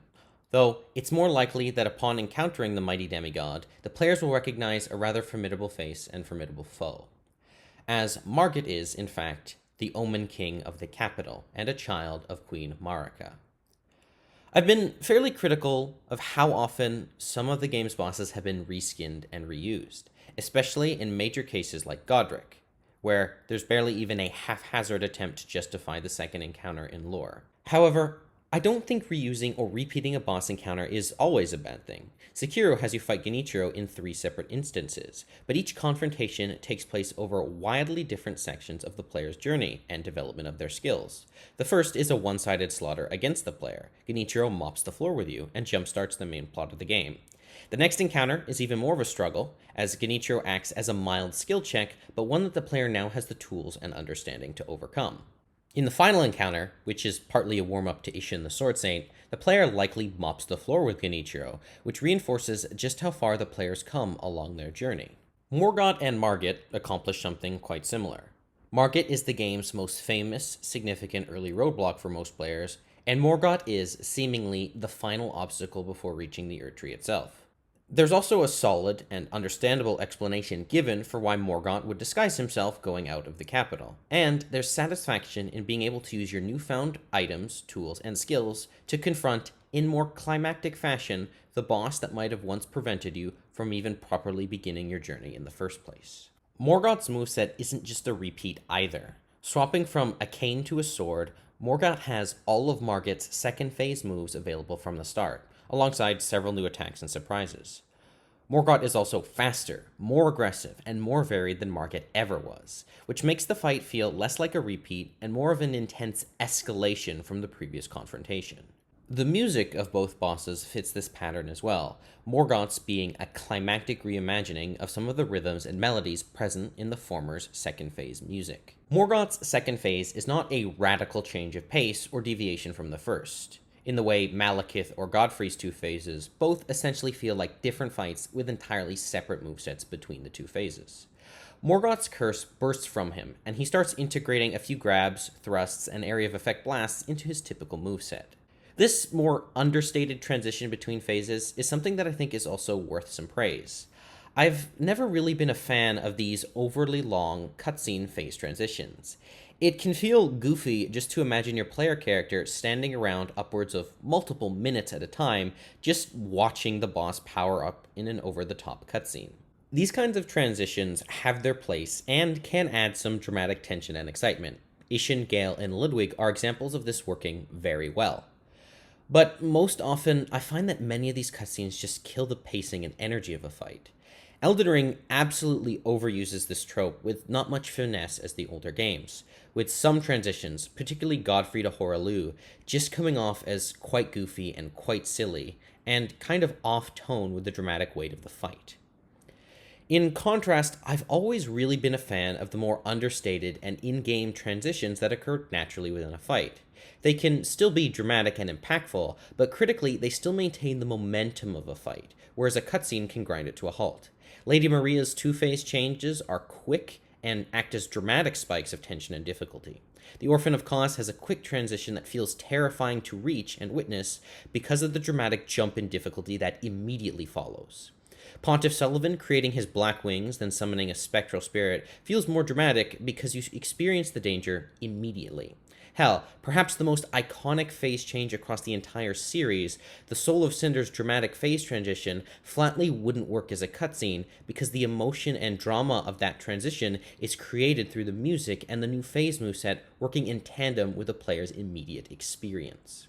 Looping back to Morgott, I think he's actually one of the game's best presented fights, with the music, moveset, opening cutscene, mid-fight dialogue, all establishing his characterization and tragic nature long before the player has even read significant lore about the guy.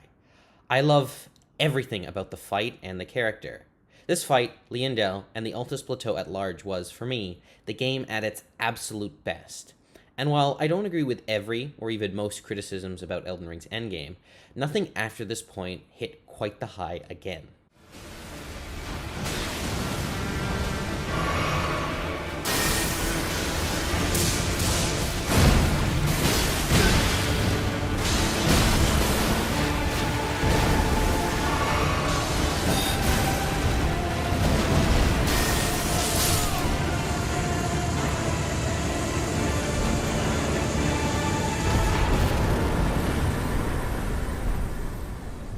I suppose there is one criticism that can be lobbed in Morgott's direction, though, his difficulty.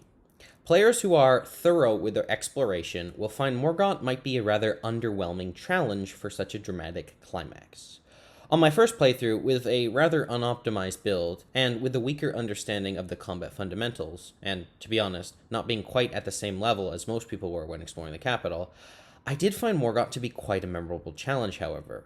Later playthroughs, though, did reveal that Morgott does feel way too easy with where he's positioned in the game.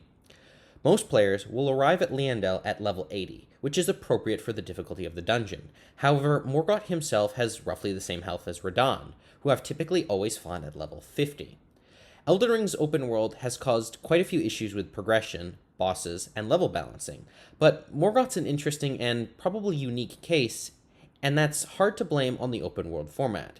Players aren't arriving at Liendel overleveled, just Morgott, which strikes me as this being just an individual case of poor balancing, since doing Morgott at a more appropriate level would make Liendel a much more difficult experience. In the first Dark Souls, after acquiring the Lord Vessel, the game pivoted to its generally hidden and surprise endgame. The Lord Vessel was empty, and the player needed to hunt down a number of Lord Souls to fill it. Only then would the path to the kiln of the First Flame be open. Structurally, Elden Ring and Liandel are something very similar to the first Dark Souls. All game long, the main goal was to gather at least 2 of the 4 initial Great Runes, then make your way to the Erdtree to become Elden Lord. Much like in Dark Souls 1, however, the path is blocked, here by impenetrable thorns that block entrance to the Erdtree. Malenia will reveal that in order to enter, the player will need to take another journey to the Forge of the Giants, and use its flames to burn the Erdtree and the thorns away. Malenia intends to use herself as kindling, to help you on the path to becoming Elden Lord. However, if you've been thorough with exploring some of the city's more hidden areas, or heeded Shabiri's word to prevent Malenia from immolating herself, then there's one more important place that players will want to visit, deep below the city itself. The worlds of Dark Souls 1, and to a lesser extent Bloodborne, are particularly remarkable for how compact and dense their worlds are, with different areas looping back onto each other even after hours on hours of exploration. As an open world, Elden Ring has a whole different design philosophy, which favors sprawling open space with dungeons and levels separated by visually stunning spectacles. However, Elden Ring does actually have a number of levels that are surprisingly clever in how they interlink and form surprising connections between each other. Here, there's no finer example than the subterranean shunning grounds, the great and confusing sewer level which extends far below the capital itself. It's by far one of the most hidden levels in the game, with the entire level accessed through a rather innocuous well, itself in a rather unremarkable section of the city. Later on, after killing Malekith and burying the city in ash, a more obvious entrance is revealed, but judging by the difficulty of the enemies and the level of rewards and runes available, it feels more appropriate to do it before the endgame. The level itself is perhaps the single most confusingly designed level in any of these goddamn games, and having done 8 or 9 playthroughs of Elden Ring, I still often struggle to make heads or tails of it. It's the largest sewer level since the depths in Dark Souls 1, but that level was a little easier to navigate because of a few memorable rooms and points of interest that helped the player create a map of it in their heads. There are a few places of note in the shunning grounds as well, but the long featureless sections of pipes and tunnels causes all the different sections of the level to blur together. Still, it's quite impressively dense with its shortcutting, and it's remarkable for connecting the capital with the deeper depths far below it, which stands out as an incredible piece of dense interconnectivity in such a sprawling open world. At the very bottom of the level, after a long elevator ride down into the Cathedral of the Forsaken, sits Mohg the Omen. Much like the Shade of Godfrey up above, he's an easier version of a later fight, and is limited only to using that later fight's Phase 1 moveset. Both Godfrey and Mohg, Lord of Blood, are some of the game's better fights, so these early previews are enjoyable experiences, but lack a lot of the more memorable presentation and difficulty elements to the later encounters. Amusingly, this easier and simpler version of Mohg actually has a much lower clear rate than his endgame counterpart, which speaks to just how hidden and confusing reaching him can be. Behind Mohg the Omen, and past the hidden wall, is a platforming challenge leading to the Three Fingers and the Flame of Frenzy, alongside another path to the Deeproot Depths. I'll talk in depth about the Frenzied Flame and the lore and themes behind its ending later, but much like Mohg the Omen, it's something very few players will actually experience, being by far the rarest achievement in the game barring the Platinum Trophy. For the game's most visually distinct and apocalyptic ending, the game's willingness to go to these lengths to hide it from most players is incredibly impressive. After the capital, undoubtedly one of the best sections of the game, comes the Forbidden Lands and the mountaintop of the Giants. It cuts a stark contrast to the content-rich region of Altus, since the mountaintop is a largely barren waste. Further, it's the point where, for many players, the reskinning and repetition of enemies can start to wear thin. Put simply, not only does the mountaintop have less interesting content, it's also dealing with a more wary and knowledgeable set of players, who are much less invested in exploring small-scale side content than they were in the early game. This is also the site of the game's biggest difficulty spike, where mini-bosses become regular enemies, and enemy damage output increases massively. If you play like I do, with high health and defensive talismans, then the bump in damage isn't actually too bad. However, players who struggled with enemies in Liandel, either arriving early, with an unoptimized build, or just on the mid to low end of the skill gap, might feel like the difficulty spike in the mountaintop of the Giants borders on extremely unfair towards the player. No game will ever have a perfectly balanced difficulty curve, and all the older games do have some notable spikes in difficulty. Dark Souls 3 has a major spike from the Catacombs of Carthus to Irithyll, and for me, Fountainhead Palace was noticeably tougher than Mibu Village. Dark Souls 2's DLCs all represent significant jumps in difficulty, complexity, and enemy damage output. However, the spike at the mountaintop, especially in terms of enemy damage, is really a step above any of these others, and outside of the Erdtree, the game generally plateaus at this level of difficulty. It's hard to say whether or not this is a balancing problem caused by the open world, because Mountaintop represents the beginning of a much more linear set of endgame sections. Regardless of the actual spike, I think the difficulty of this region and the following mainline dungeon, Fair Missoula, still fall into the realm of being a fair and fun challenge. However, I feel the transition from mid to endgame could have been handled a little better, either by buffing Liendel and Morgott, or by slightly toning down the mountaintop and saving a smaller, more reasonable final spike for the game's last major dungeon. Beyond a lot of repetitive side content, there are only really two major points of interest here: the fight with the Fire Giant and Castle Sol. The former leads to the burning of the Erdtree and the final stretch of mandatory content, and completing the latter dungeon provides the second half of the Erdtree Medallion, which leads to a significant amount of hidden optional endgame level content. Castle Sol itself, though, one of the game's smallest legacy dungeons, is probably my least favorite. Outside of a light covering of snow, it feels remarkably similar to Castle Morn in the far south, and it's by far the least atmospheric of any of the game's major dungeons. Other than one enemy, the dual-wielding Phantom Frost Knight, who's one of the only enemies I'd actually call blatantly unbalanced and unfair, there just isn't much to say about this dungeon. I'd hardly call any of the Legacy-style dungeons bad, but this is clearly the weakest among them all. Topping off this stew of unremarkable mediocrity is Commander Niall, another rerun of a previous fight. Instead of Scarlet Rot, though, he uses a mix of lightning and frost attacks, and begins the fight with two spectral knights supporting him. The knights can be dispatched fairly quickly, although one of them is the aforementioned frost dual-wielder. But afterwards, the fight will remain a one-on-one. Niall has a relatively simple moveset, and a lot of his moves are incredibly easy to punish, which does make him rather easy to predict and defeat. However, his damage per hit, especially if the player is affected with Frostbite, can be surprisingly high, which can either quickly kill you or just be a massive drain on health flask reserves. Much like Castle Sol, though, Niall is unremarkable, not too difficult or too easy, and only really a stepping stone to the more interesting fights and dungeons. Using the Erdtree medallions will eventually lead you to a small catacomb, then to the consecrated snowfields themselves. The first half, a near featureless and snow-covered hellscape with obscured vision, feels like a recreation of Frigid Outskirts from Dark Souls 2, and is almost as awful.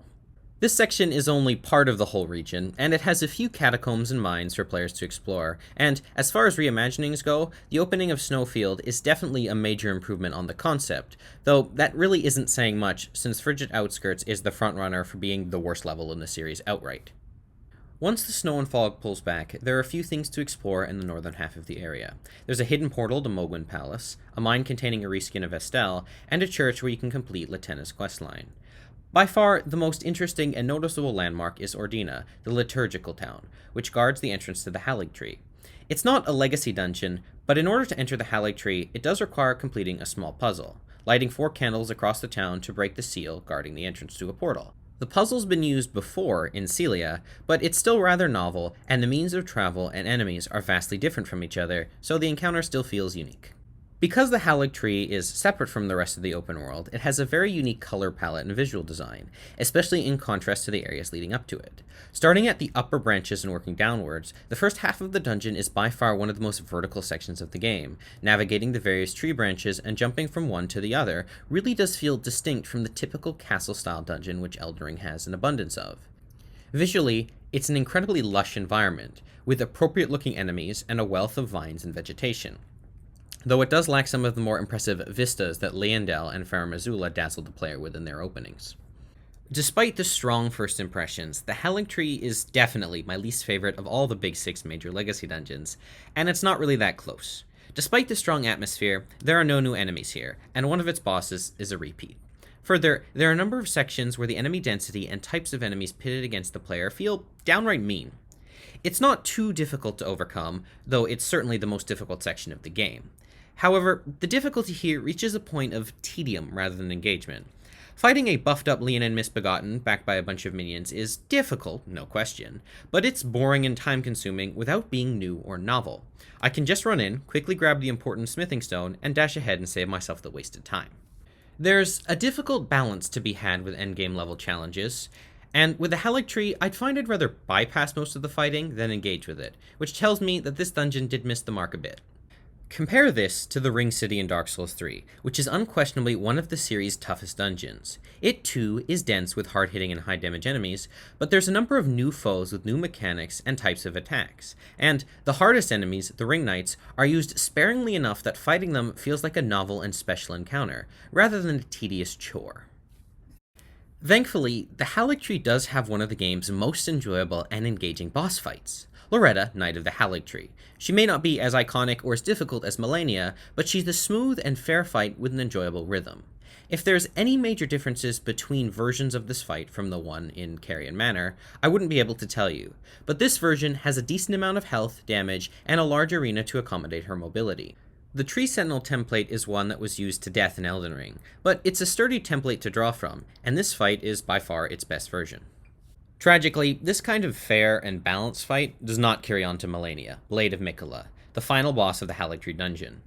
Anyone I've ever talked to in person about this fight knows very well the great disdain I have towards it and many of its elements, or one element in particular. Starting with the good though, Malenia has an overall enjoyable moveset which requires some intelligent positioning, a focus on proper directions for certain dodges, and a mostly enjoyable flow and pace. She's also got excellent presentation, a somehow tasteful nude second phase, and her lore and character fit well with her mechanical moveset. Even her self-heal is fine as a gimmick for the fight, though it absolutely should not heal through a block with a shield. The problem is Waterfowl, the single most difficult and challenging move to deal with in any Souls game. There are hundreds of guides dedicated to teaching different strategies on how to counter this move, from consumables to stagger her out of it, to positioning, and videos dedicated to teaching the precise movements and dodge timings required. What makes it just awful to deal with is that she can do it at any point after reaching about 70% of her health. Sometimes she'll do it once, sometimes once per phase, sometimes she'll do near 3 back-to-back. And of course, surviving the onslaught doesn't even guarantee a chance at a counterattack, since Malenia can move right on to another set of attacks. This attack is controversial, perhaps the most controversial thing in the game, and there are a number of people who passionately come to the defense of this attack, with 2 chief arguments. 1, that this attack isn't unfair because it's possible to dodge without taking damage, and 2, Malenia's supposed to be hard, she's an optional endgame challenge. Starting from the top, while it is true that the attack is dodgeable, the actual method for dodging all 3 volleys, especially the first volley, is unintuitive and poorly explained to the player. How on earth is a player supposed to know that the key to dodging that first volley is to near instantly run in a circle underneath her to send her attack in another direction, away from the player? And God forbid a player committed to an attack the second before she activated the animation, since Waterfowl is a near instant kill even with a single full volley. No other move, nor any other one-shot moves in the series have ever worked like this. The fact that there are so many tutorials existing only to explain how this one move operates speaks to how poorly the game communicates counters to this attack. Moving on to the second point, she's supposed to be hard because she's optional, this is a point I actually agree with wholeheartedly. Malenia comes from a long line of optional and very endgame fights, like the Nameless King, Martyr Ligarius, and Demon of Hatred. Throw in some good optional DLC fights, you can also add Suralon, Dark Eater Midir, and Black Dragon Calamite. These are all some of the hardest fights in their respective games, but they are all an order of magnitude less controversial than Malenia. These fights are all great and very tough, but that's largely due to the distribution of their difficulty. Let's ask a question. What single move makes any of these other bosses hard? For Malenia, it's obvious, Waterfowl. But what single move makes Nameless King so challenging? Do any of Calamite's moves stand head and shoulders above the rest of his moveset? Only Midir's laser stands out as being more punishing than the rest of his fight, but it's fairly rare and reasonably easy to dodge, especially if you can get under him. There's no one thing that makes any of these fights so difficult, but a combination of several, alongside health, delays, and damage, that gives these fights their overall challenge. I died a hell of a lot to Demon of Hatred, more than Malenia, actually, but rarely did he kill me the exact same way. The suffering there had some variety. Take away each of these bosses' hardest move, whatever it may be, and most of these fights will still remain substantially difficult. If you took away Waterfowl though, Malenia might not even remain in the top 3 most difficult fights. It's really the only thing that makes her noteworthy, difficulty-wise. Even her healing is mostly manageable with decent dodging and solid damage output. But as she stands now, Melania's fight can vary massively in difficulty depending on how often she feels like using this one move. Other bosses, like Nameless King, are more consistently difficult. Waterfowl's singular levels of punishment mean that Melania can vary from the most difficult boss ever created by FromSoft to a fight that doesn't even crack the top 10, especially if you can keep her staggered. I don't hate Melania's fight, and I've fought and beaten her enough times to be able to deal with most waterfowls. But the difficulty of a boss fight should not entirely depend on RNG and the frequency of a single attack.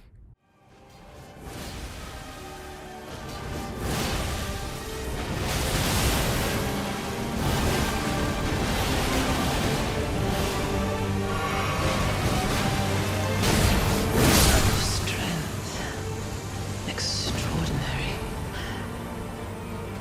The mark of a true lord.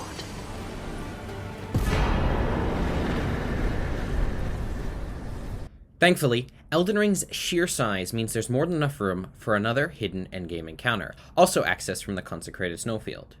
Tucked away in a fairly obscure corner of the area is a portal that will transport a player to Mogwin Palace, where the last remaining demigod opponent awaits. Unlike the deeper depths though, there's no actual way to reach Mogwin Palace without teleporting here, since the only alternative is to reach the region through an NPC questline, which grants an item functionally identical to the portal in the snowfield, another teleport. It's a little disappointing, especially given the care FromSoft had maintained for the rest of the game in ensuring areas could be reached naturally. Mogwin Palace can even be seen in the distance from fairly early on in a playthrough, as soon as a player stumbles into Siofra or Nokron. So it's kind of disappointing that FromSoft didn't include any hidden path for inquisitive players to find, bridging these closely connected areas together a little more fully. Regardless of Mogwin Palace's use as a great farming location, this level is largely underwhelming. Much like its underground sister levels, it's more open than a typical Legacy dungeon, but it's incredibly short, and outside of the Sanguine Nobles in the latter half of the level, nothing is really that threatening at all. Compared to the Erdtree, it's definitely the weaker of these hidden endgame levels. Mog, Lord of Blood, is anything but disappointing, however, and highlights what a fairer and better balanced challenge can really look like. Taking a page from the Nameless King, Mog's moveset is built entirely around slow and delayed attacks, stressing the importance of timing and patience. Delayed attacks are something that all Souls games have had, but as the pace of combat has quickened, newer games have begun incorporating them more and more in order to test that a player is really paying attention to the boss, rather than just spamming the dodge button. Mechanically, this is smart boss design, as even throwing one or two delayed attacks into a fight forces a player to have increased awareness of tells and windups. In execution, though, the way in which many of these delays were integrated into a boss's broader moveset feels kinda goofy and really unnatural. Margit's overhead swing is probably the worst offender, where the entire fight just sort of grinds to a halt as Grandpa takes a few seconds to decide if he's gonna swing or not. But Margit is far from the only one here. Most Elden Ring bosses have delayed attacks, and more often than not, it still feels natural and readable, but it's an area of boss design that feels a little sloppier than previous games had had. Thankfully though, in Mog's case, the delays feel a lot more natural, as his heavy trident and frequent use of wide sweeping attacks means his moveset maintains a lot of movement and momentum, rather than the more typical stop and hold style of delay. Further, the delays on every attack, while longer than those of the Nameless King, are still quick enough to maintain a consistent and methodical rhythm. The fight is much slower paced than most others, but it's still a consistent pace nonetheless, and the readability of his moves means it's much easier to get a grasp on the timings of all of them. Mog's second phase begins with another fairly controversial move, his 3 Nihil thrust attacks, which are literally unavoidable, and will sap a player of 3 health flasks.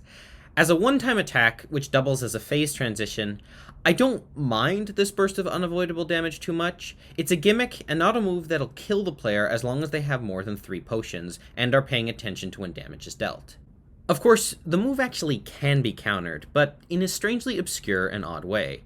If you've completed Yura's questline, or returned to a specific church in the Eldest Plateau after you've reached the endgame, you'll be invaded by Bloody Finger Eleonora, who when killed will drop the Purifying Crystal Tear. When added to the Flask of Wondrous Physic, this mitigates nearly all damage and staggering done by Mog's phase transition, essentially allowing a player to continuously wail on the boss for free damage during this brief window. The odds of a player finding it naturally without foreknowledge is incredibly low, but it's such a powerful counter that it feels mandatory, allowing a player to nearly preserve a quarter of their potential health pool that would otherwise have been lost. This kind of physic counter is used for no other moves for any other boss in the game, and leads to the move feeling either crushingly punishing or a visually cool non-threat. What's definitely threatening, however, is the addition of blood flame attacks that can cover sections of the arena in damaging patches of flame, that also cause blood loss. Beyond that though, Mohg only gains a few new moves. Much like his brother Morgoth, the second phase acts as an escalation of the first, rather than something entirely new. The thing is I've never been a fan of area denial style attacks, and it's part of the reason I loathe Lawrence in Bloodborne. And to a lesser extent, this remains true here. Pretty much all of Mohg's attacks spray blood flame all over the arena, and while it's mostly avoidable by dodging into him and paying attention, it can be fairly easy to box yourself into a section of the arena with no means of escape without taking some damage. Still, it's mostly manageable, and Mohg's slower pace and slower movement allows a player time to split focus when necessary. So, overall, while not nearly my favorite fight in the game, Mohg is a tough but fair challenge with a different pace that makes him, at the very least, distinct from the faster pace of most of Elden Ring's bosses.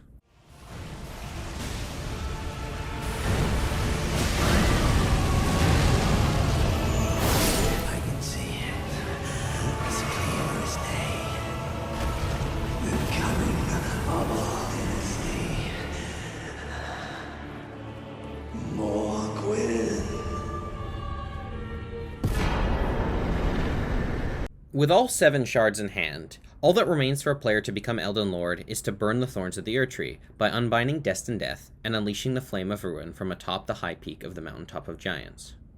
Of course, a rather large obstacle does stand in the player's path, the Colossal Fire Giant, and colossal is absolutely the correct word to use, because the Fire Giant is almost certainly the largest combat challenge in the series, though a few gimmick fights are certainly larger. Much like many fights against massive enemies, the true enemy is the camera, and you'll spend most of the fight either under him, first hacking at his weak leg, then in the second phase, you'll likely be fighting directly under the falling giant, or striking at his backside.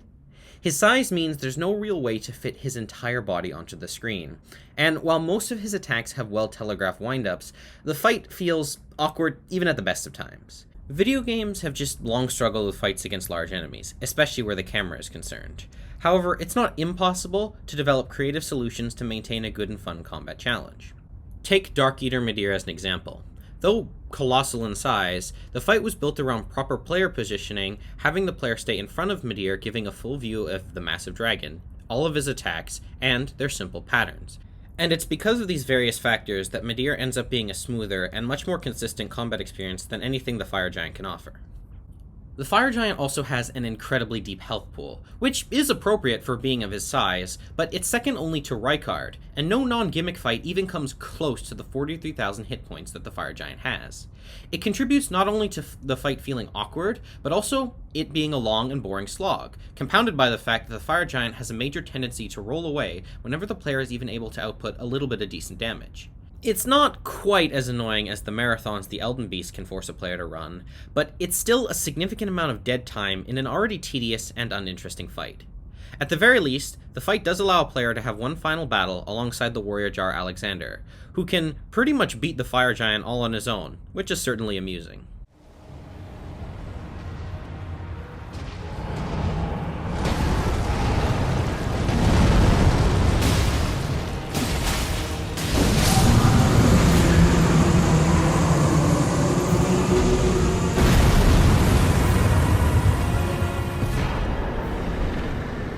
As previously mentioned, at the Giant's Forge, there are 2 ways to burn the Erdtree, both using a different source of kindling. The first, with the Frenzied Flame, sees the player jump into the forge and set aflame the Erdtree itself. Here, the Frenzied Flame protects you and lets you continue on your path to total cosmic obliteration. The other, and far more common option, is for Malenia to sacrifice herself, saying farewell to you and Torrent, and allowing the player to reach the Erdtree without becoming the puppet of an anti-natalist outer god. The next section, Crumbling Farum Azula, is certainly one of the game's highlights, but it absolutely comes out of nowhere. After Malenia's sacrifice, I expected to return to the capital and enter the tree for a final boss, and instead, Malenia puts my character to sleep, and after a brief fade to black, I awoke in Farum Azula, for some reason. Having done 5 playthroughs, I absolutely know why Milena sent me here, because the thorns of the Erdtree won't properly burn away until the Rune of Death is unbound. And since Malekith the Blackblade guards the rune here in this ancient sky city, this level makes sense as a final stop. However, this lore didn't exist, or more accurately, hadn't been conveyed to me on a first playthrough, and the transition from Mountaintop to Farum Azula was abrupt, and I really had no idea what the hell I was doing here. Obviously, it was part of the main questline, but the game didn't really elaborate on what was going on here until you clear through all of it. FromSoft's more decentralized approach to storytelling, where atmosphere, themes, and mood are the main focus, is one I actually do enjoy quite a lot. The thing is, there's actually typically quite an easy way to understand the basics of why and where you are most of the time. In Dark Souls 1, you're told you need to ring some bells, and an NPC will kindly direct you to where they are. Then, you're directed towards finding the Lord Vessel, so you trek through a few areas with purpose and at least some driving and understandable goal. Then, the endgame gives you a fairly similarly easy to understand goal of killing 4 important bosses and gathering their souls to open the path to the kiln of the first flame. Sure, the details and context might be a little obscure, but the player never lacks for a driving force and clearly articulated objectives. The jump to Farum Azula from Mountaintop is just a little too obscure and abruptly set up. There are a few mentions of needing Destined Death by one of the Round Table Hold finger readers, which the player will almost certainly hear, but without any kind of context, these passages are largely meaningless to most first-time players, and barely hint at a latter goal beyond reaching the Forge. This may seem like a rather meaningless complaint, and yeah, it definitely is. However, I think this highlights the rather abrupt and rushed nature of the mainline endgame content of Elden Ring, which jumps around from place to place and region to region so quickly without any of the more enjoyable, slower and quieter moments. From Fire Giant onward, the player is pushed to one final level, a rush of bosses, and the open world practically fades away. Now, to be fair, Crumbling Farum Azula is a pretty great final legacy dungeon, and certainly one of the most visually unique in the game. It's a little more sprawling and less looping than other legacy dungeons, and can't quite compare to Liandel or Stormvale in terms of clever shortcutting, but many of the branching paths and sideways still manage to loop back around, even if the main path doesn't really creatively use checkpoints quite as well. Difficulty-wise, it's second only to the Erdtree. The beastmen which patrol the area have high health and do substantial damage, especially the lightning variants. The knife birds are as threatening as ever when they show up in the later sections of the dungeon, and there's Crucible Knights thrown into the mix as well. Also, as the home of Dragonkind, there's a number of fights with several ancient dragons, reskins of Lanciacs from much earlier. These kind of reskins I actually don't mind too much, and bear resemblance to the way Capra and Taurus demons became more common enemies once you reach the demon ruins in Dark Souls 1. It's a kind of lore-appropriate reuse that highlights how far a player has grown, both in terms of rune level and skill-wise. It also helps the difficulty of endgame areas increase without resorting to enemy spam, and at the very least, the ancient dragons are used sparingly enough that each encounter still feels fairly novel. Unlike the Erdtree, this level never feels too overstuffed and suffocating, and I never felt a desire to just run past most enemies to avoid the hassle. It's comparable to the Ring City that way. Farum Azula represents about the furthest the game can go difficulty-wise, while still feeling fun at the appropriate level. Further, outside of a few mini-boss encounters, the Beastmen are pretty much exclusive to Farum Azula, which helps make them feel a little more fresh and novel to fight, whereas the Erdtree drew from much more common and repeated enemies. Though, not everything about Farum Azula is novel or well-balanced, as the Godskin duo can decide to crash your party about midway through your dungeoneering. Much has been said about this fight. It's, at the very least, not as lazy as the Valiant Gargoyles, since the duo are different enemy types. There are some superficial comparisons to be made with Ornstein and Smough, as both fights feature a tag team of a hard-hitting fat enemy and a thinner, faster one. However, that's really where the comparisons end. While I'm on record to a number of people as not really being a fan of the Ornstein and Smough fight for a variety of reasons, it's undeniable that that fight was designed around being a duo, with both Ornstein and Smough having moves that at the very least complement each other some of the time. This isn't the case with the Godskin duo, nor most other duo fights in Elden Ring, but I digress. And this is another case of full boss fights being slammed together as a rather lazy way of boosting difficulty. Even after an update actually lowered the individual aggression of these bosses, it still doesn't feel very balanced or fair. Combine that with a few of the Godskin Noble's cheaper moves, like that incredibly busted roll attack that he can stay in for ages, and you're left with an overwhelmingly oppressive experience.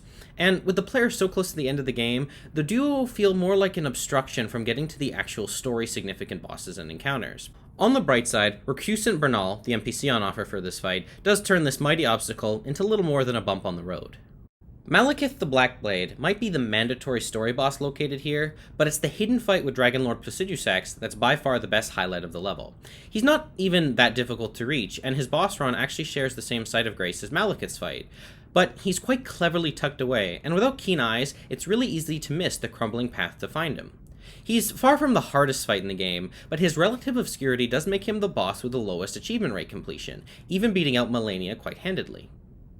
While Dark Eater Midir remains my favorite dragon fight overall, there's no denying that the Dragonlord is an excellent fight, and certainly one of Elden Ring's best. Dragons in Dark Souls traditionally had a weakness to lightning attacks. This isn't the case here. Placidusax commands the power of a storm from beyond time itself, and all his attacks have a level of visual flair that make it one of the game's most dazzling spectacles. One move in particular actually puts a dramatic stop to the soundtrack, which is an incredibly creative way of emphasizing its danger to the player.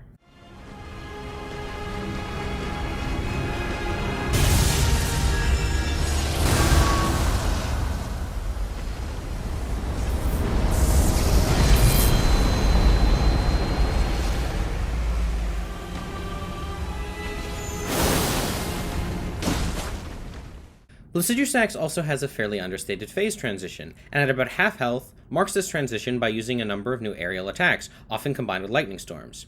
Further, he's now got a massive laser breath attack that'll deploy when he lands far enough away from the player. It's not quite as instantly deadly as Midir's laser, but it's a fair bit more frequent. Overall, there's nothing in this mighty dragon's arsenal that's notably difficult to deal with, but his higher health pool means the fight can last for an extended amount of time, making it a test of endurance rather than instant lethality, which is a style of fight I prefer overall. Instant lethality is what's on offer with Malekith, though, and he gives Malenia a run for her money in terms of just how quickly he can burn a player into nothing. Unlike Malenia, though, he's very lethal across all his moves, and the bulk of his challenge isn't concentrated into a single attack. He's also probably, again, one of the more controversial endgame fights, but a lot of his damage output and difficult moves are offset by the fact that he's very much a glass cannon. Malekith has a health pool nearly identical to that of Morgott, who is already criticized by many for having a fairly small health pool given his position as the climax of the mid-game. Between Morgott and Malekith is a host of endgame upgrade materials that can easily double a player's weapon level, on top of around 30 to 40 levels a player can gain just by even doing a decent amount of exploration between these areas and bosses. Phase 1 of this fight, against the Beast Clergyman, has maybe a few moves that feel a little too quick to react to without just instinctively anticipating them, but does it really matter when he has such a small health pool that the fight is over fairly quick either way? I'd argue that the lower health pool of this boss helps justify some of the difficulty and speed of these moves. Malekith is going to hit you, quickly and potentially often, but keeping your cool and outputting enough damage is really the perfect way to counter him. His second phase is a radical change from the first, with an entirely different moveset and a much more acrobatic one at that. His damage per hit skyrockets, but once you learn his second phase, it actually feels reasonably fair, with a plethora of openings that can be exploited between moves or with clever positioning. Even his Destined Death attacks, which are probably his toughest and maybe cheapest moves to dodge, still feel mostly fair once you learn the timings, since there's massive punish windows and the move isn't even an insta-kill at full health like Waterfowl. Do I think Malekith might be better served with lower damage and more health? Absolutely, but I generally prefer the longer endurance style fights anyway. As a glass cannon, Malekith is a solid example of how to do the archetype very well, and he's certainly one of the more satisfying fights in the game to master.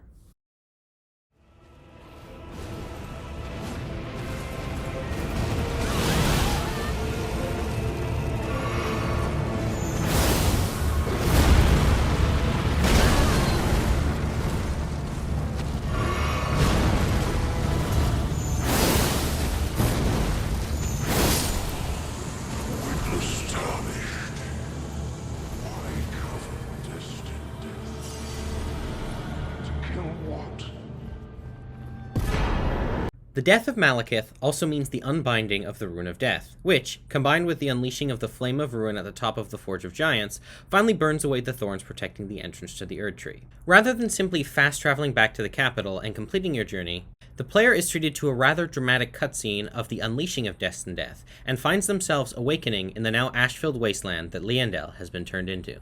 It is a bold move, destroying your game's best level, and it's a shame that the player needs to start a new playthrough to access it again, or to be even summoned to the area.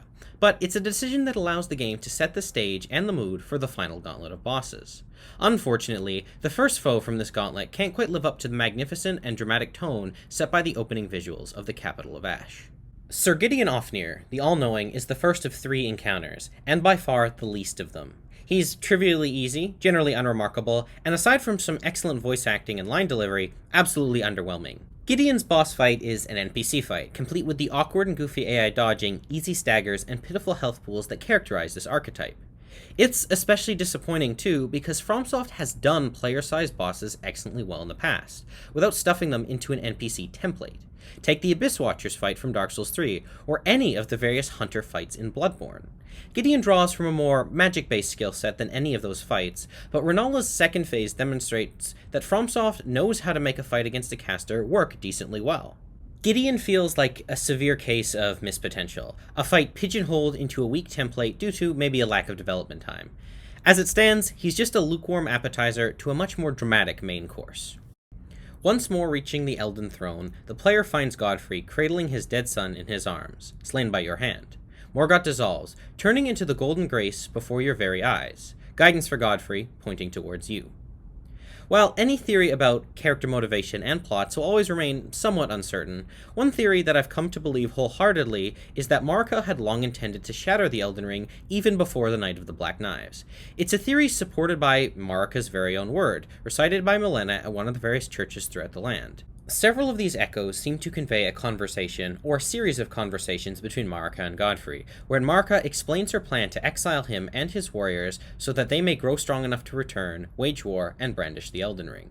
This theory is also supported by the fact that Hugh, the blacksmith of the Round Table Hold, a prisoner forced to serve the Tarnish, was specifically tasked by Marika to create a weapon capable of slaying a god. Gideon Ofnir came to believe that Marika had intended for the Tarnished to struggle for all eternity, never being able to succeed in their goals. He unquestionably missed the mark overall, but it's as clear as the grace that emerges from Morgott's corpse that Marika only ever had one champion, and it was never you. So grace guides Godfrey to his final obstacle before reclaiming the Elden Ring, you, the player. Unlike Morgott, who hated the Tarnished, or Godric, who looked upon you with dismissal and disdain, Godfrey regards you with respect. You and he are both warriors, both tarnished, and clearly, the two of you are the strongest among them. But there can only be one. Godfrey is second only to Morgott for me in terms of my favorite fights within the entire game, and I think his Phase 1 moveset is by far the most enjoyable and naturally flowing moveset in the game. It's varied, with fair telegraphs, reasonably delayed attacks, and it incorporates the use of jump dodging better than any other fight in the game. Godfrey also has a fairly well-balanced health bar, long enough that a player can experience each phase fully. Godfrey is a two-phase fight, but both of his phases are broken up into their own distinct sub-phases, with the latter half of any phase incorporating a series of area of effect blasts that can be either jumped or dodged. They are fairly easy to avoid, although when Godfrey is attempting to close the distance with the player, they can be quite frequent. Importantly, these area of effect attacks are a fairly clever way for Godfrey to counter an over-reliance on Spirit Ashes, as his range means he can hit multiple targets at once, even if he's not focusing on the player directly. There is one rather major gripe I have with the fight, and that's the cutscene transition. It's just too damn goofy. Overly long cutscene transitions have always had to worry about killing the pacing and tension of a fight, especially something more fast-paced like Godfrey. Often, I sit there watching a cutscene and ask myself, why the hell is my character just letting the boss power himself up? Godfrey's change into Hoarah is one of the most egregious, with multiple fades into black jumping from various stages of this transition, which suggests that my character just stood there for perhaps minutes watching Godfrey unnerf himself. The dialogue delivery is just hilarious too, and not in a good way. It's goofy and silly in a way that undermines the narrative in the first place. Godfrey goes from cradling his dead son in his arms to suplexing and powerbombing you in the span of maybe 3 minutes. Everything about this transition feels awkward and rather poorly executed, even if mechanically the second phase of the fight is perhaps just as stellar as the first. This second phase is nothing short of excellent. Hoarah is probably the most aggressive and confrontational boss FromSoft has ever created, and it can feel like he doesn't give the player a single moment to even breathe. Dodging forward into attacks has always been the best strategy, but here it's one of the only strategies, as Hoarah can roll catch and stagger players who attempt to roll away from his onslaught. Much like in the first phase, Hoarah can start incorporating area of effect blasts into his stomp attacks around the halfway mark, which, if not properly avoided, can allow him to close the distance with a stunned player. Overall, I do prefer the flow and moveset of Godfrey's first phase a little more, but both halves of the fight are excellent from a mechanical perspective. It's, frankly, almost impressive how the game's two best fights take place in the same arena.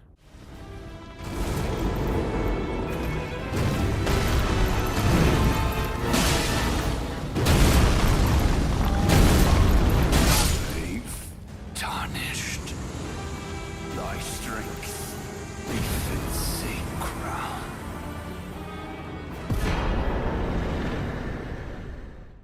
Godfrey has received near universal praise as one of the game's best fights, which stands in contrast to the fight that follows, the confrontation with Radagon and the Elden Beast, whose reception is mixed, to say the least. Mixed is actually the best way to describe the quality of the fight, since it's split between a genuinely excellent first half against Radagon and a long, inconsistent slog against the Elden Beast in the second phase. It's frankly impressive how two phases of a single boss fight can vary so widely in quality. Radagon and the Elden Beast are far from my favorite fight in the game, but the two hold an important place for me in my Souls journey, as my first final boss, and the hardest and longest I would ever be stuck at a single encounter in any of these games. The fight is definitely one of the game's toughest, though it's a far cry from Malenia, with both phases having deep health pools and the potential to output massive amounts of damage. With Malenia, though, I ended up just summoning other players to help me push through, and her weaknesses to status effects combined with how easy it is to stagger and stunlock her meant that she had a critical weakness to the power of friendship. Neither Radagon nor Elden Beast have such weaknesses. Radagon is immune to the game's most popular status effect, Bleed. He can also be poise broken, but does not stagger at all outside of that. Further, he has the ability to parry spells sent his way and fire back with a powerful lightning bolt, which was a strong counter to a lot of magic builds. Last, by the halfway point of the fight, pretty much all of his attacks incorporate some sort of area of effect damage, meaning that being near Radagon when he's focused on someone else can easily lead to taking a significant amount of damage for multiple players. Some player summons were better than others, but not once did I find any hired help doing enough to make up for the 50% health bonus applied to both stages of this fight. If I was going to beat Radagon, it would be alone. Of course, part of my difficulties stemmed from my refusal to Google much of anything surrounding any aspect of the game. I had looked to the internet for guides on rather difficult to follow questlines, but beyond that, I was determined to have as blind a playthrough as possible, which led me to facing the final boss with an incredibly unoptimized build, running with a longsword and a bleed Ash of War, which did self-damage. I'd found the Mimic tier, since word of mouth had reached me about its utility, but even at max level, the aforementioned Ash of War led my Mimic to essentially commit suicide in the early stages of any boss fight, burning through its own health pool by spamming it as often as possible.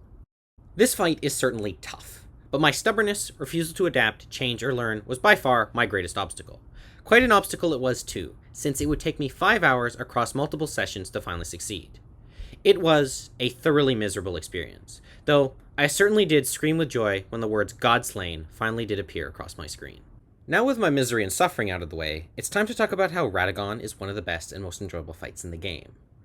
Radagon has an incredibly naturally flowing moveset, with a decent mix-up of normal and delayed attacks, with little of the cartoonish stop-and-hold weapon patterns that plague some other delayed attacks on other bosses. He's highly aggressive from the very beginning, and only increases throughout the fight. Still, even with that aggression, he has a surprising amount of windows to attack between movements, which allows the player to get just as aggressive and confrontational as he does. At a certain point within the fight, he starts incorporating AoEs into most of his moves, which can be highly punishing. However, these are all easily avoided by rolling into rather than away from most of his oncoming attacks, which further encourages being aggressive and up close.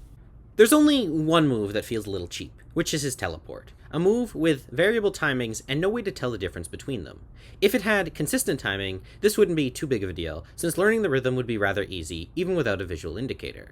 But because his teleports have a variable number of lengths, it feels like rolling the dice when it's safe to roll against the incoming blast. The fact that the teleport blast staggers you, and he can immediately come out of the teleport swinging, adds a bit of an insult to injury, since there's no real way to counter that. At the very least, it's unlikely to kill a player, and only is a small part of the overall fight. What effectively ruins Radagon, though, is the Elden Beast. On his own, Radagon isn't actually too tough, and by endgame standards, he's actually quite easy. But as a single phase of a larger fight, he's quite the difficult opening act. Ignoring the actual quality of the second half of this fight, the Elden Beast and Radagon have an entirely different pacing, size, feel, atmosphere, and music. These two really do feel like entirely different boss fights, and mastering one has little bearing on mastering the other. For players who struggle on the Elden Beast, Radagon can easily go from an enjoyable challenge to a frustrating time sink that players just need to push through in order to get to the part they're really struggling with. Radagon, for all his great aspects, can't truly be judged on his own terms, and his mandatory pairing with the Elden Beast leaves both worse off. Perhaps a better approach would have been to buff up both halves of the fight, giving them both proper second phases, and taking the Bloodborne approach to this final confrontation, where beating Radagon immediately starts the Elden Beast fight, but you can jump right back into the latter fight if you die. Beyond their own problems as a pairing, the Elden Beast itself is his own noteworthy mess.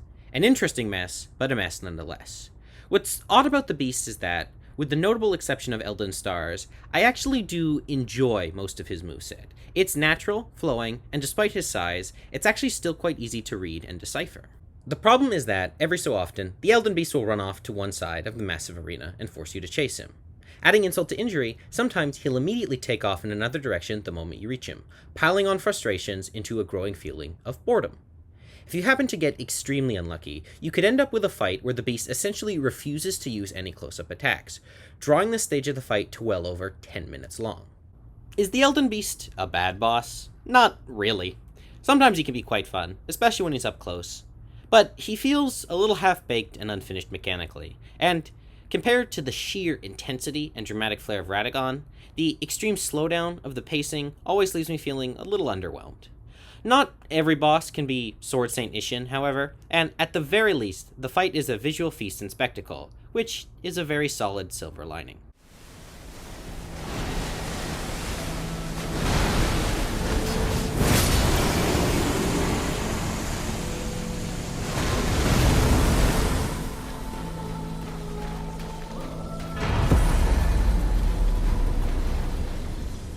Moving on to the narrative and story of Elden Ring, despite essentially being a direct sequel to Dark Souls in terms of combat, Elden Ring deviates substantially in the tone of the narrative. Well, not really.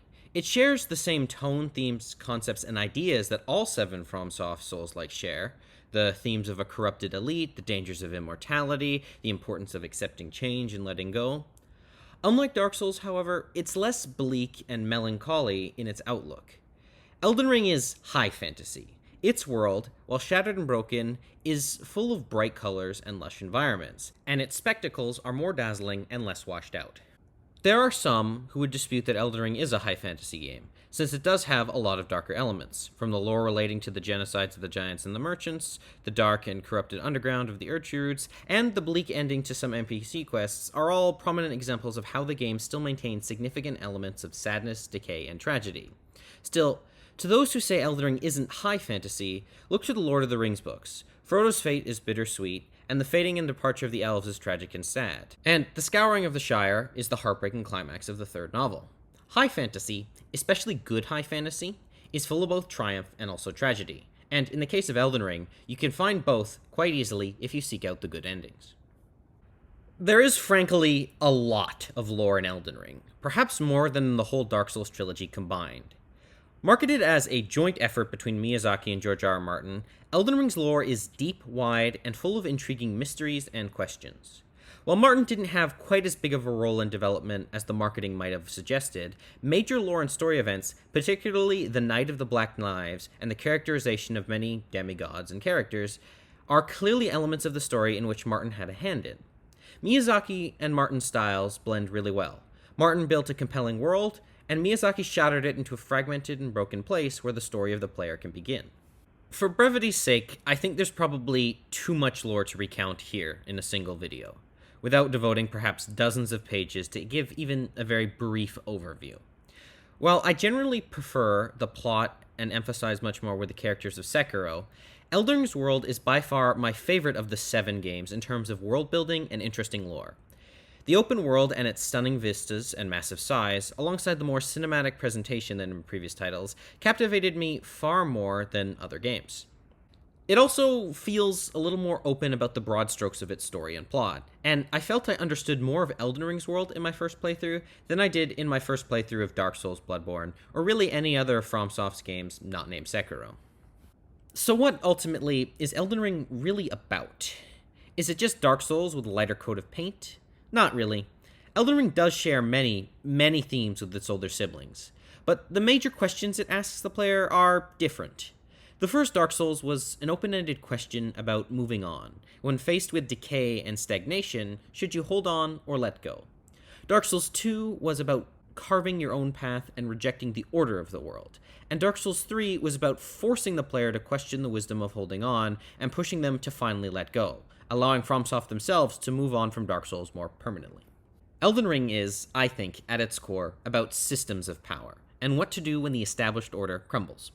There are 7 possible ending variations: the Age of Stars, 2 slightly different Frenzied Flame endings, and 4 Elden Lord variants.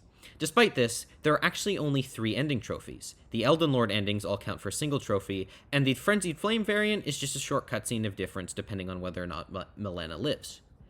These 3 trophies, I feel, actually do a pretty good job in outlining the different philosophical branches of the major endings. The bleakest of the 3 endings, then, is the Frenzied Flame ending.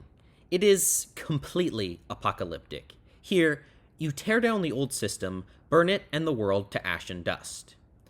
Some have suggested this is a starting over, a reset of the world. They'd be wrong. This is cosmic obliteration, a cosmic version of throwing in the towel and deciding that the world itself is not worth the time or the effort. What exactly does this signify? Why include such a totally anti-natalist ending at all? Well, to put it simply, Elden Ring is highlighting a common impulse to the failure of the status quo. The desire to burn something down, especially a system that hurt or failed you and others, is deeply understandable. But to destroy a system of life without a plan for anything to come afterward is just destructive and fruitless. It's tantamount to throwing a tantrum when you can't solve a problem. There are a few players who have posted defenses of this ending, arguing that this ending is actually good, and that the lands between really aren't worth saving. These players, I think, are the figures that this ending is explicitly criticizing. FromSoft stories may be sad and melancholy, but the very best endings in any of their games are always about moving forward, pushing on, and very often finding a new and better path, not throwing in the towel in the face of difficult circumstances. The Elden Lord endings are not this better or new path. These endings represent the reforming of a broken system, smaller scale solutions which alter elements of a system without destroying the fundamentals. Some reforms, like the Dung Eater ending, are clearly just reforms for the worse. And the default ending ultimately changes nothing, essentially just resetting the system with you in charge calling the shots. This system shattered before due to its fundamental problems, and it will likely do so again. The other endings, Goldmask's Age of Order and Fia's Age of the Duskborn, are both a little more dubious in whether or not they are actually beneficial. Initially, I thought Fia's ending was restoring death to the lands between, ending an age of permanent stagnation. Now, though, I've come to believe it does the opposite, establishing undeath as another stage in the life cycle of a being. Given the way the undead appear in Elden Ring and their portrayal in the older games, with the Hollows being portrayed as cursed things whose personhood is slowly rotting away, I can't exactly call this ending a good one either. Goldmask's ending has gotten a lot of praise as the actual best ending, but I'm skeptical of this one as well. The Rune of Order claims to remove the influence of gods no better than mortals, and to truly correct this fundamental flaw of the Golden Order. What exactly does this mean? What does it accomplish? It's frustratingly vague, and the number of wildly different interpretations of this ending I've heard have highlighted this issue. My understanding, given the wording, is that Goldmask is removing the influence of gods like Marika from altering and shifting the Elden Ring to suit their purposes. Given that Marika grew disillusioned with the Golden Order and sought to challenge the Greater Will, this ending actually sounds quite dangerous. Marika is clearly a gray figure, unlike Gwyn, who is more of an antagonist. But the Outer Gods are all definitely bad news. Goldmask's ending, I think, removes, or at least weakens, the ability for anyone to make adjustments to anything the Elden Beast and the Greater Will desire. Hardly a beneficial ending for the lands between. Even those with noble intentions cannot reform away the actual fundamental problems inherent to the Golden Order. Its hierarchical nature is its most fundamental and problematic aspect. Goldmask is correct in his assessment that the so-called godlike royalty is no better than anyone else, but the problem isn't the gods. The problem is the Elden Ring itself. An object of cosmic power in the hands of anyone is a problem. Corruption of the divine and the immortal is one of the most common themes in any Souls game. And put more simply, power corrupts, and absolute power corrupts absolutely. The only real solution, then, is to do away with this godlike power, to remove it and establish a world free from the chains of the older hierarchy. Ronnie's ending, The Age of Stars, is about replacing the old order, overthrowing it and creating something new, something fundamentally different to what came before. Not only that, but it's also entirely about removing the influence of the lesser and the outer gods from the lands between. Ronnie's plan is to take the Elden Ring and fuck off, to journey to the stars and to the darkness beyond, to do battle with these elder gods, forever protecting the lands between from their influence and her own. The people would be free to make their own choices, not to have their lives dominated by the servants and influences of the various outer gods. There are maybe a few issues with the English translation, which has added some ambiguity to the ending, but even then, I found Ronnie's intentions to be quite clear. When she refers to walking the dark and lonely path, she's referring to the burden she must take in victory. This is a lonely fate, but one she doesn't want anyone else suffering through. To get her ending requires a lot of extra work, more than any other ending in the game, really. Some endings are fairly obscure, like Fia's and the Frenzied Flame, but they don't really require nearly as much work, as much stuff. Ronnie's quest requires fighting at least 4 bosses who would have otherwise been optional, find several hidden items, and do a few fairly obscure steps that I would not have even guessed at without Google. That one small doll step in particular was quite obscure. After everything is said and done, her quest completed, you become her consort instead of Marika's, and join her in that lonely journey across the stars. This ending requires a lot of personal sacrifice. Ignoring or rejecting Ronnie's quest would put you on a path to acquiring immense godlike power from the Elden Ring. To join Ronnie, alone in the cosmos, is a selfless and kind act. Further, this ending fits with the structure of previous FromSoft good endings. The best ending in Sekiro takes a ton of extra work and skulking around in hidden optional areas. 2 optional bosses lie between you and the Age of Dark ending in Dark Souls 3, and in Dark Souls 2, the Leave the Throne ending is all about rejecting the trappings of absolute power. Thematically and narratively, Ronnie's Age of Stars is a more obviously beneficial version of the Age of Dark.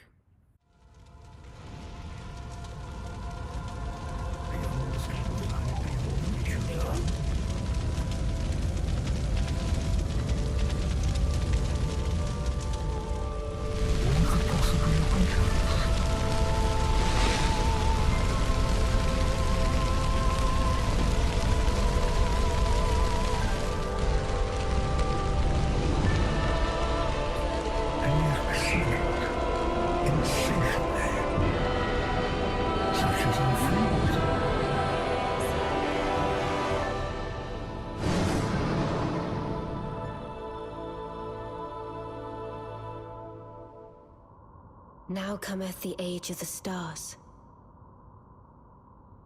1,000-year voyage under the wisdom of the moon. Here beginneth the chill night that encompasses all, reaching the great beyond. Into fear, doubt, and loneliness,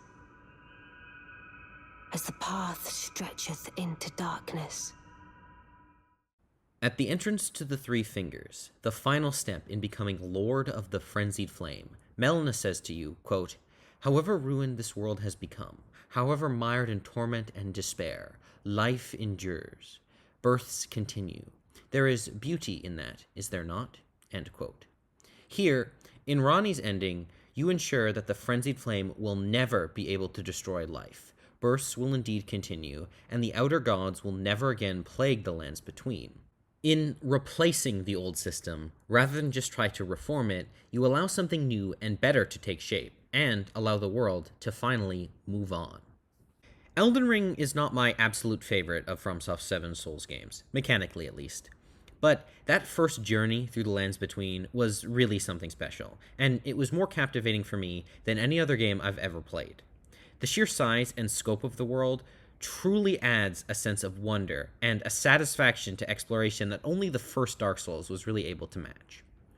It may not be the best in every regard, or even the best overall, but it was the game that finally got me into the Souls-like genre, and led me to go back and replay all the older games, and for that, Elden Ring will always hold a special place in my heart. It may not be perfect, but you don't have to be perfect to be incredible.